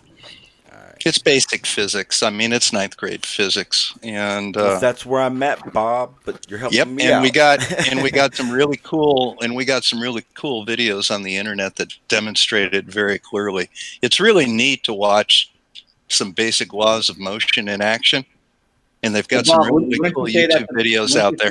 Wouldn't you say that's still a bit of a jump between that observation and mass attracting mass? you're doing not the same So thing, like I man. said, if you go there, you can see the first, second, and third law of motion in action on some YouTube videos by some high school teachers. They do a really nice job of it, and it's really kind of cool to watch it. They have this one where they've got a little car that pops a ball up. That's a little spring-loaded car that pops a ball up, and the ball goes up and then lands right back in the cup as it's going down a ramp or going across the rim. It's pretty awesome. And okay, so because everyone knows what I'm doing, so I'm going to I'm really deep into the scientific method thing right now because I know obviously we have all this evidence and we could use that scientific method to find it all out. I can, and if I can, then there's no reason for flat Earth not to. Anybody can. I mean, it's pretty simple to do. All you have to do is actually design the experiment to test what you're testing, see what happens, and then accept the fact that you actually have data. You know, the problem that you run into, especially with flat Earth, is you start off with a premise and then you try and shoehorn data into it, or just outright ignore it, or find different excuses to not allow it, or or try and come up with some convoluted crap. It's just, it's like this relative density nonsense versus gravity always drives me insane. Okay, well, great. Where's the acceleration in density? Is it in the mass or in the volume? Come on. It's kind of weird because I like that some of these people are doing these questioning tactics, I guess. But the problem is once it's explained that they continue on. That's the issue. But for me, I get to hear the devil's advocate side of things and then piece the things together. So I'm not gonna lie, I kind of like the other side of these things, except when it does go too far. So I mean, like I like it, but at some point, I'm set. They have to just, guys, time to go home. Yeah. It doesn't make sense. Forget what we're saying. Just do the scientific method. Just try it. See what you come up with. Apparently, if anybody wants to do that experiment with an accelerometer, doing 9.81 meters per second, you can talk to Dean, aka Stingray. I talked with him about that, and he knows the precise technologies you could use to actually set that experiment up. Something that's similar to a Raspberry Pi, but it has its own operating system. You can hook that into an accelerometer that you can buy off of the market and do that experiment. So he would know. Let's see. Perfect. Okay. Yeah. So, man, I kind of don't. Oh, I know what I wanted to do. Oh, damn! Did I get rid of it already? I wanted to go over that list real quick, just to get an idea. Where the hell did I put it? See? Pete frazzled my brain. There it is. Want the hangout. Okay, so I'll go ahead and share this again. And I'm not really going to explain a lot of it. I just kind of want to just rustle through it, get you guys' brains motivated. Because it would have been great, after we had finished the whole lighter falling thing. It really should have only taken about a half hour, and believe it or not, I've already done this in my head kind of a few times. Obviously, Barney's version was definitely more detailed and much more better. Much more better. What the fuck? Definitely had more detail that you would understand in it, but the fact of the matter is that anybody you can do this. Not even thinking I want to do the scientific theory or the method. Sorry, like it's literally just something you do because you're trying to figure something out. And what science did was go, hey, we need a set of tools, a set of rules that we have to follow to make sure that we don't skip corners, that we don't easily pass crap. and it's a scientific method. And like when everyone keeps telling you guys that science isn't in the process of proving anything, but it is in the process of debunking basically other science, it's because they're not trying to. They know their proof will not mean the end of that observation or something could change. It doesn't work that way. It's that easy to see. It's confusing that it's not that easy. Now, you can think the shape is anything you want, but if you use the scientific method, which isn't a lie, it can't be a lie. It's not a thing. It's something you say to somebody. It's steps you take. You can skip those steps and that make it a lie. But if you follow the steps, there's no way in hell your idea can either go further or stop based on someone else's opinion. So let's go into this list real quick. So we already did number 1. That's all we got to. It's kind of irritating. But for science, based on a well-established, repeatable patterns and requirements in nature. So basically, observations that are seen over and over again. Pseudoscience focuses without skepticism. An alleged exception, errors, anomalies, and strange events. So basically, phenomena is more than enough for you. You don't need to explain why. Just you saw it. That's it. Science.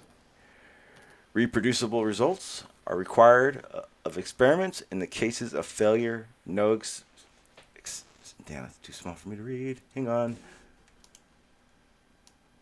So is gravity a pseudo force or not? Is it a fictitious force or not? No, we kind of established, for me and all of us, it's definitely a force. But if you want to get quantumized in it, and is it a pseudo force? No. So in your book, it's the actual force. Yes, it is a force to me So because that would be an acceleration. That in which case you would feel an acceleration, right? It depends. Do you feel an ant pushing against you? Because the ant still can push against you. Oh, okay, I forgot. It's so perfect. It's acting on everything. It's not perfect. Well, according to its mass. Is it perfect, Barney? It kind of is perfect. I mean, it doesn't kill us. It doesn't make us. We don't fly off Earth.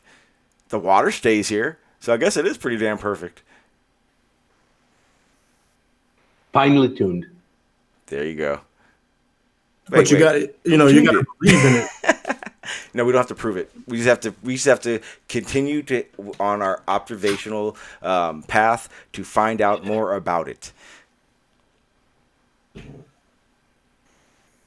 There's never going to be an end to science. Seek and find. Never going to be an end, my friend. All I'm saying is any other force, we can, feel or see the effects of, or there's a lot of forces we can feel. Yeah, because those are real forces. No. Those are the forces you can direct on somebody. We can't create our own gravity, but we can create our own, centrifugal force. We can create our own. We can create a bunch of forces. Gravity, we can't create the same way you want us to create it. We are seems not. Like you're having your cake and eating it too, to me. But you're damn right. We're in the center. We're in that Goldilocks zone, motherfucker. That's just the way it works. Honestly, I don't know. I couldn't tell you why. I couldn't tell you how. I could just tell you that there are some things that do happen, and it's a force when it wants to be. But well, it's a force it's a force to me, because I speak for myself. It's a force to me in my acknowledgement of how it works. I cannot think. I don't know enough to go further than knowing it's a force. And that's my honest opinion. Okay, so when you're under like inertial forces, like in a plane or something, you realize that, right? Gravity? I feel myself in that seat. Hell yeah. When that plane takes off, I feel myself in the back of that plane. When you're under inertial forces, you realize it, right? You're always under different forces. It's never just one.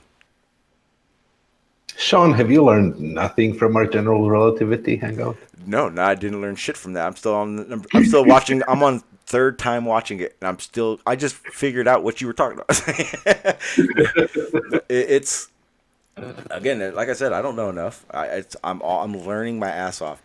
The one thing I got from that is that for me to try to explain to you how it's not a force would be impossible, because I do not have the knowledge to be able to even go into why it couldn't be for that reason. Therefore, it is a force, because for everything I know, for everything I can show, it is a force.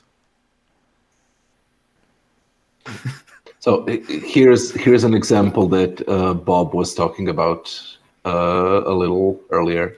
When you have your phone and you measure with the accelerometer, right?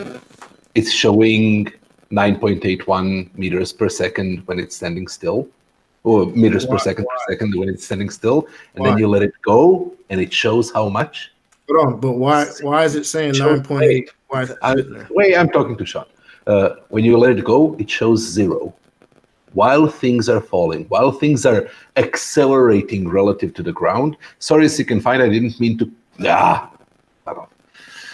I didn't mean to insult you by not answering. I was just trying to end the statement that I was making. Right. You've been so cut off all while you're holding it still, it will show 9.81 meters per second acceleration. When you let it go, when it's in free fall, when it's accelerating in your frame of reference towards the ground, it will show 0. Right? So the force that you're measuring, the acceleration that you're measuring, is not the acceleration of the object towards the ground. It is the acceleration it's experiencing while you're pushing it, propping it up and holding it in your hand, or while it's standing on the floor or on the ground or whatever. Right? Mm-hmm, I get it. I'm actually looking at my accelerometer as you're explaining it, so yeah, I get it. And right now I'm reading 9 or 0.993, but that's also because my phone's crappy. And I've dropped it 1,001 times, so I'm pretty sure my accelerometer isn't the best. I think I can calibrate it. It's not infinitely accurate, right? It's made to be the smallest and the most energy efficient, because what is it used for? Well, it's used for you determining whether it's rotated this way or this way, and yeah, it's good enough. It does what it needs to do. Wait, if my phone isn't perfectly level, then I'm also not going to get the exact number either, or 9.8.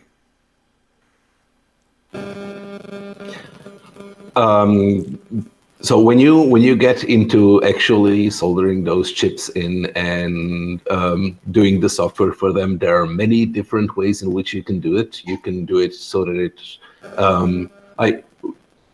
you can write your software in such a way that it discounts gravity, whichever the way it's rotated, so that it shows you only relative acceleration. But you need to perform calculations. You need to, somewhere in your code, say I'll calculate the vectors regarding and then take away 9.81 meters per second to, right? You need to add in the back to 0. You will have you're measuring on 3 axes to measure it in space, and you can have software which will show you relative to the phone as you rotate it, or you can have a software which will show you relative to the ground by simply measuring the direction of that 9.81 meters per second, and then calculating it into all the other ones. So it'll just always show you what your horizontal acceleration is, what your vertical acceleration is, and what your other horizontal one. Yeah, I see. So those things are, that again is relativity. You can transform from one set of coordinates to another. Those different sets of coordinates still describe the same reality, but there is a mathematical transform that you can do to transfer from one to the other. And the thing that is mutual to all of those systems is the thing that is true, right? You can write a transform which will transform it into something that just doesn't fit to reality, such as projections, right? Projections, the map projections, where you project the surface of a sphere to a square piece of paper or whatever shaped piece of paper. Those are also transformations, but those transformations describe something that doesn't exist in a way which is illustrative, where you just want to know what the angles between these two things are when you're moving across the surface, or what the distances on this axis are, and stuff like that, right? You can, when you're doing transforms like that, you can pick and choose what's relevant to you and what's not. Are the directions on your compass relevant to you? Well, you will use the Mercator. Are the relative distances relevant to you, or the distance to the North Pole? Well, you'll use the North Polar projection, right? But all of those things are transforms into non-physical frames of reference, into things that aren't real. The general relativity transforms enable you to change the coordinates however you like, but only from real to real. Okay, you can't add a step that couldn't possibly. I get it. I see. Okay, right. And yeah. the sum of those descriptions, regardless of, right, there is no preferred frame of reference, but all those frames of reference point to a reality, to one thing. Because you cannot at the same time be living on a flat plane and a sphere. Yeah, not possible. Well, there aren't two simultaneous realities. Well, there's either you could live on the sphere in your tiny little plot of observation at any given moment can be your flat spot, but that's pretty much as flat Earth as you're gonna get. But that's another thing that kind of gets omitted in all these conversations. When we talk about those topologies, when you talk about those curved spaces and all of those weird stuff, every well-behaved geometry, whichever coordinate system you choose, however it is curved, right? If it's mathematically well-behaved, if you can make a transition from one to the other, from one angle to the other angle through it, as you zoom in, it will always approach flatness, right? If you take a circle this size and then measure its curvature over some distance, you will get a huge curvature. If you take a circle twice as large, right, and measure that same part of the arc, not part of the arc, but that same distance, right, your error, your difference from a flat plane will reduce. The bigger the circle, the more reduction. And if you repeat that process at infinity, every small surface on the Earth is approximately flat. The more you zoom in and the more you ignore what's around you, you will approach a flat surface. And that's why everything can be approximated by a flat surface. That's what that thing. Well, when I get outside and take a look at the Earth, it appears flat. Mm-hmm. Yes, you're just very, very tiny thing on a very, very large surface. Yep. It approximates flat. Yeah, I think it was not perfectly. It's like, and those differences accumulate. And oh yeah, big time. And I did the percentage of that, of what you observe to the size of the Earth. It was like 0.00003 something like percent of what you see is of the Earth, and it's so minuscule. It's just so nothing. It's impossible to just look around and then decide everything. You can start. Those illustrations that we keep drawing, all of us, of a man standing on a curved surface and where his horizon would be, right? Mm-hmm. Relative to the size of the screen, if your man was 1 pixel tall, that curvature that we're showing, where the horizon would be 2 screens away for a full HD screen. Would be the whole width of the screen for a 4K screen, right? So 1 pixel versus the entire 4,000 pixels length, and you would be able to see another person twice as far, right? If you have a man here and curvature, right? The horizon is here, but you can see another man twice as far because his horizon is also there. Yeah, okay, I see Right. what you're saying. You're So- standing at each other's horizon. Yeah. Yep. You see each other over the horizon. So if that curvature, and that's discounting the refraction, and then you add in the refraction, and it all looks a bit flatter still. And you get these immense sizes that people have a hard time getting their head around. But if you illustrate them, if you just show them on screen, if you want to show what's going on, you have to exaggerate it to make it obvious.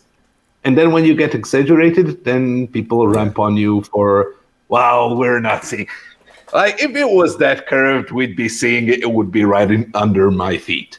Fuck off. You're obviously not trying to understand what I'm telling you. Well, because even worse than that, when they say that, it's you do realize that if you took a balloon up 100,000 feet and it was flat, you realize that the amount of what we would see would be just insane. Like, we would see everywhere if it was flat.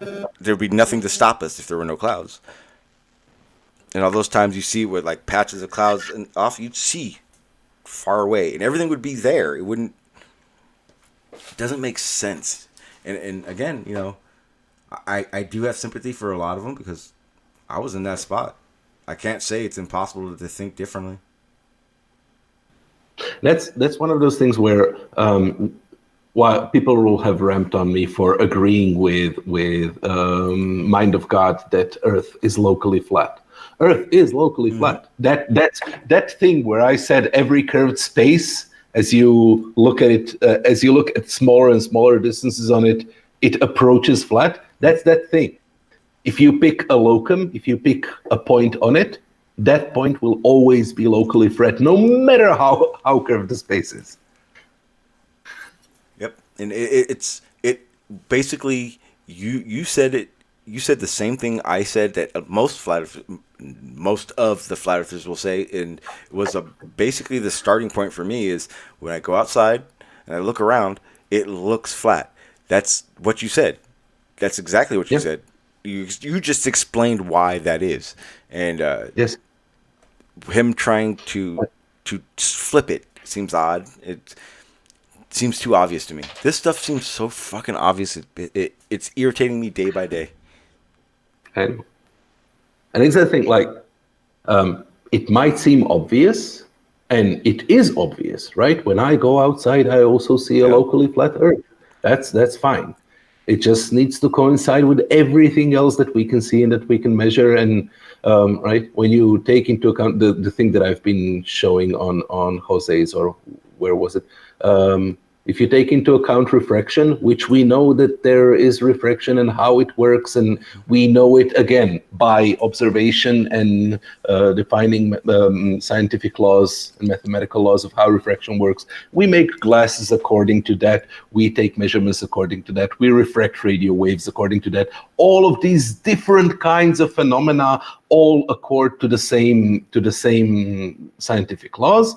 And if that is there, then the flat plane would look to you as though it was tilting up with distance, right? It would look as though you're in the middle of a bowl. Why are you discounting that?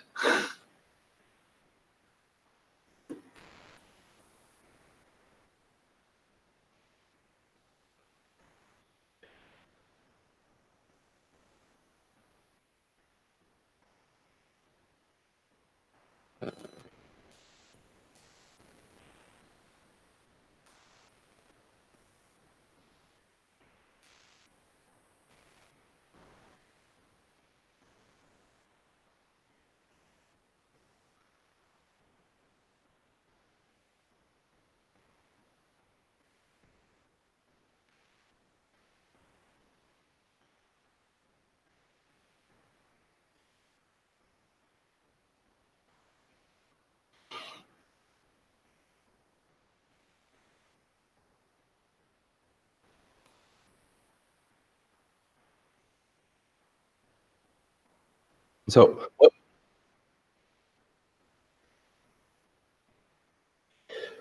and what we're talking about is the point number 5, consistent and interconnected. That all of these different things, electronics, optics, geodesics,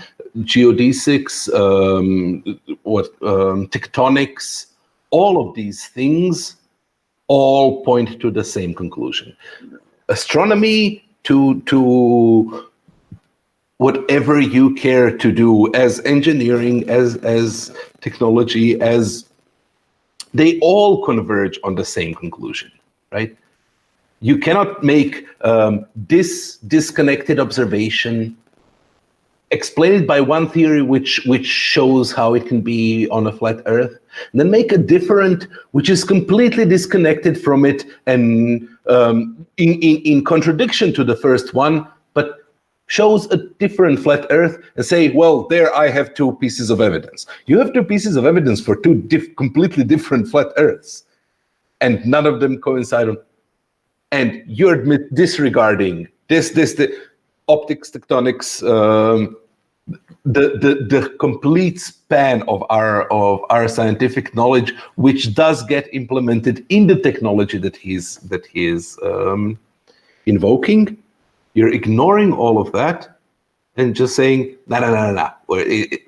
Basically, what he's saying is it's pattern recognition. We've seen that this works, and therefore we're applying that because that works. Yeah, but all of those things have measurable, consistent observations, have regularities which are consistent between those different fields, where we can state laws that hold, right? That are finely expressed and hold to whatever measurement you care to do, that don't go away if you look at it another way, right?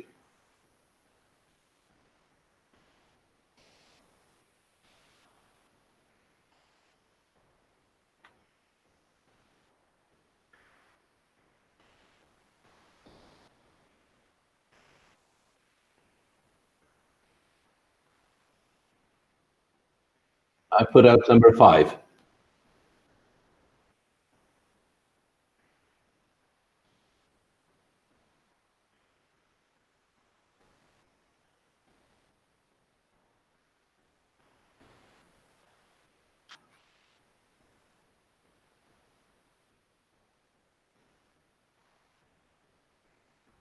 Yes.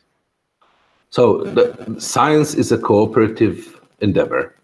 If you're going to just distrust everybody in the way that I've tried to, you will be doing, if you honor everything else, just discount the scientific knowledge, you will be doing a form of science, you just won't get very far.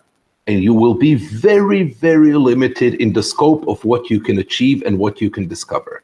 The thing that makes science so functional, so far-reaching, is networking. That I can ask mind of God to do this experiment and test my hypothesis in this way, and I can develop this, and I can take the formulas from this guy, and I can take Newton's formula, check it within the frames of reference that I can check it and say it's obviously good enough, or seek to see where it doesn't work, and when I cannot find it, say, well, apparently it works well enough, right? Where the 6 for the pseudoscience is exactly what he and Pete just did, arguing from ignorance. Well, I don't know what planets are, and I don't know which paths they're taking, and I don't know what, right? Where you just keep denying everything that's known, and that is like, you can do that process to begin with. Close your eyes, let it drop, say, I didn't see anything drop. Therefore, gravity is false, right? That is argument from ignorance.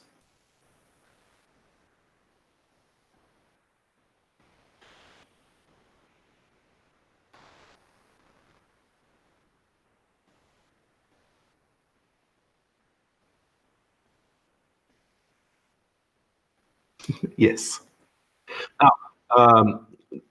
Again, so that does not mean that they don't use jargon.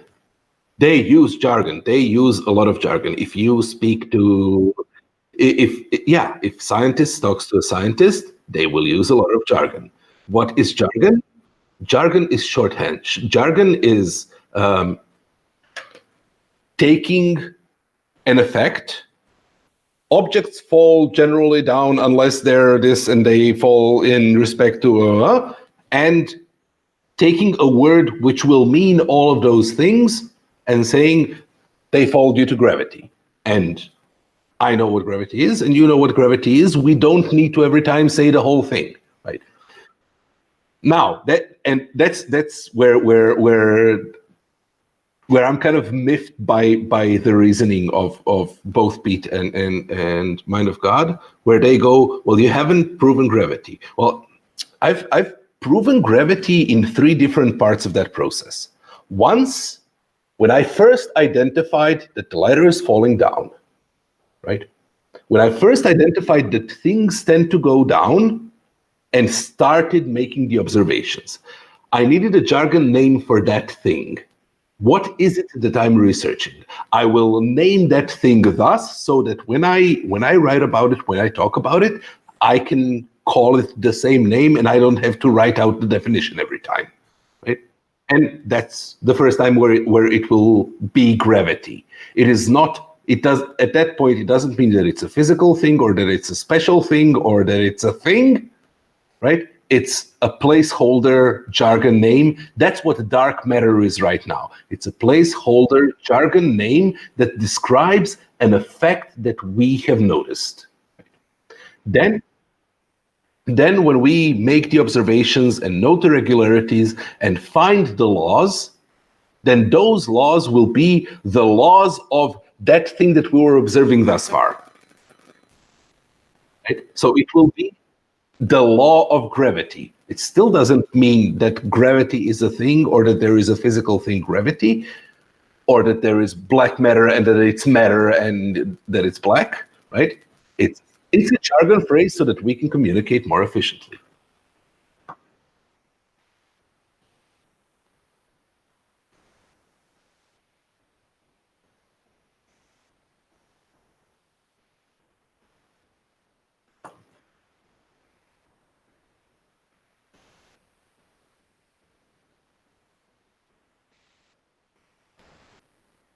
So that's the problem of induction, right?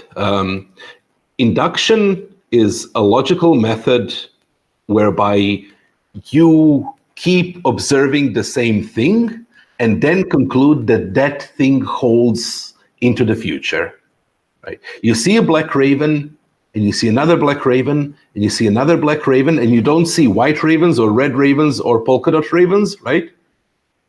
And you conclude that all ravens are black or that all swans are white, right? That is somewhat fallacious. You cannot conclude that all are. You can conclude that the likelihood of the next one that you will see will be in accordance with what you have seen so far. It gets shortened. It gets expressed as all swans are white. Until you find the black swan. And then you say all swans are white except for the Australian swans in West Australia, which are black.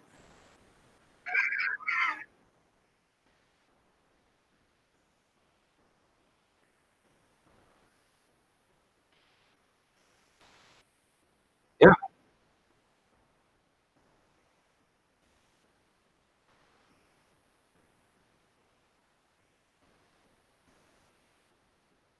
Yes. Yes. Yes. There are 3 types of paradoxes, and I forgot what they're called. There are something like real paradoxes, where the thing on one side and the thing on the other side are directly contradictory to each other. There are paradoxes that are kind of dependent on the frame of reference. If you look at this thing from this frame of reference, it is contradictory to if you look at it from this frame of reference, and those can usually be resolved. And it's just a matter of talking about things weirdly or following your intuition where your cognitive processes are biased. And the third one is just apparent paradoxes, things that sound weird, but when you work them out on paper, they actually do work out.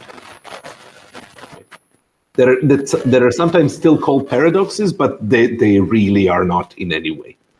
They're just mind teasers, like tongue twisters for the mind.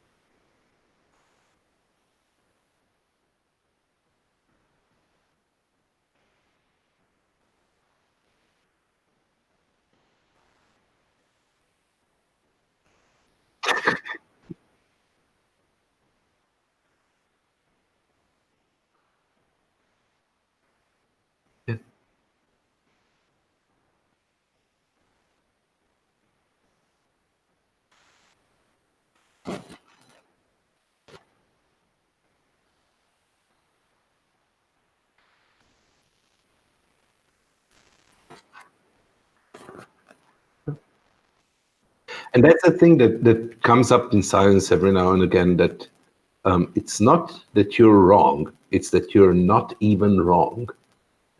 That, that you have made an assertion or made a statement or posed a question in such a way that it's nonsensical. That if you put all the pieces together, they just don't come together. So, and those are questions like, what if logic is false, right? What if logic is wrong? I cannot answer that question. I cannot answer that question in any way without using logic. And if logic is wrong, then any answer of using logic to prove that logic is wrong or is not wrong is just meaningless. That's the liar's paradox, right?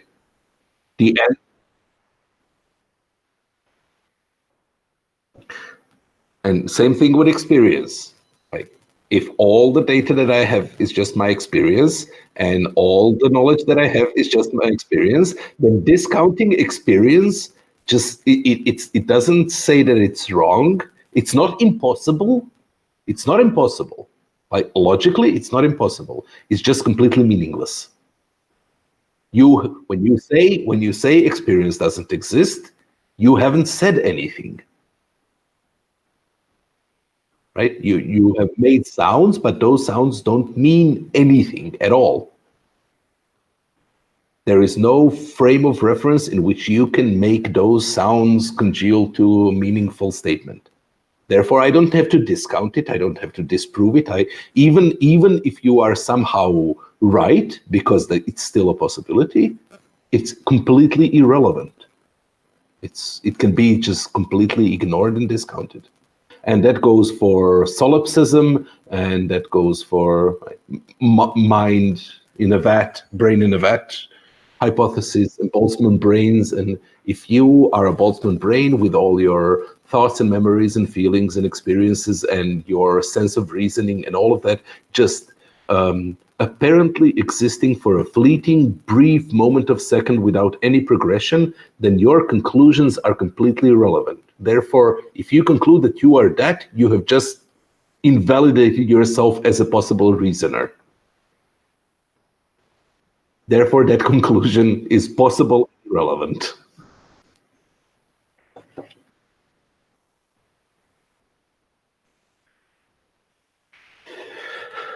Oh. Well, not against any philosophical argument. There are philosophical arguments that have merit.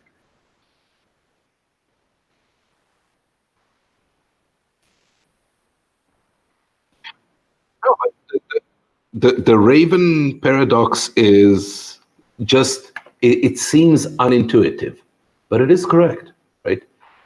When I look at a blue lighter, I have collected some amount of evidence towards the claim that all ravens are black. Why? Because it is not a raven and it is a non-black object. Therefore, it didn't disprove it, and it is an object in the set of all existing objects that I have verified against that claim, right? If I had picked it up and it was a blue raven, then it would have been discounted. If I had picked it up and right, that's the only case where it discounts it. Seeing a non-black raven discounts the claim of all ravens are black. And yes, picking up a blue lighter goes towards that claim.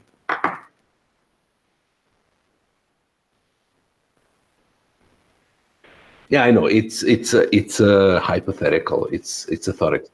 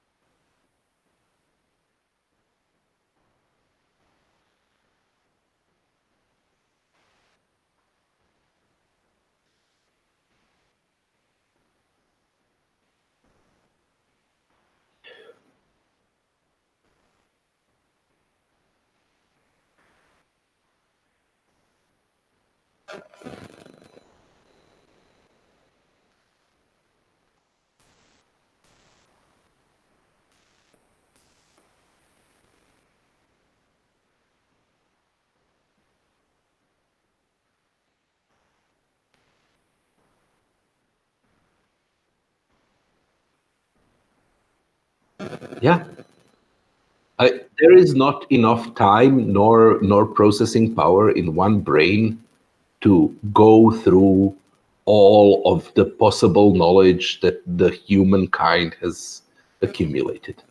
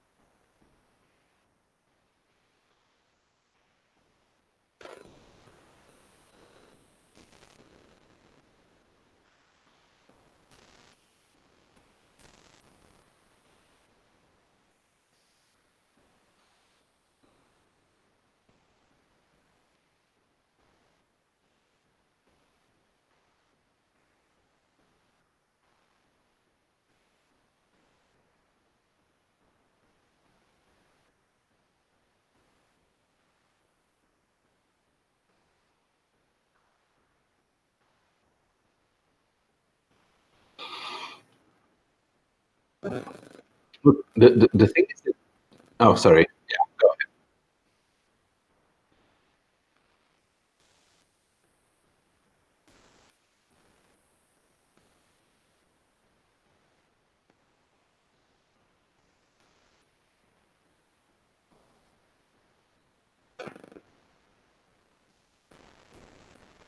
in an hour, more or less.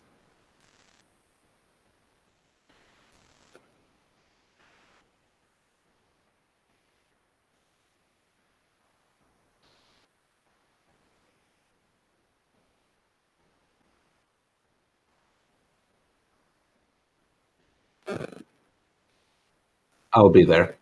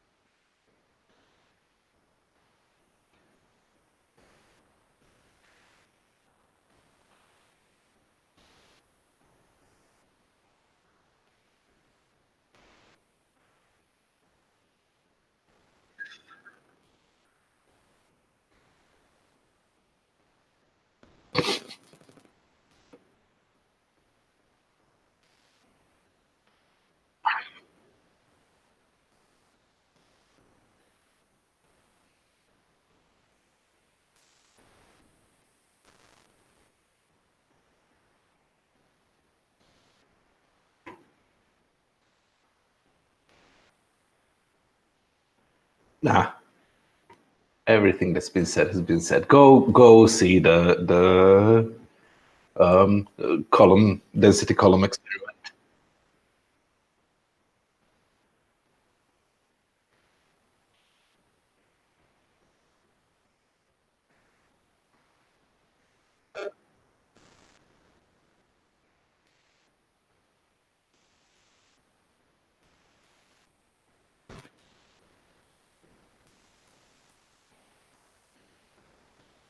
Bye.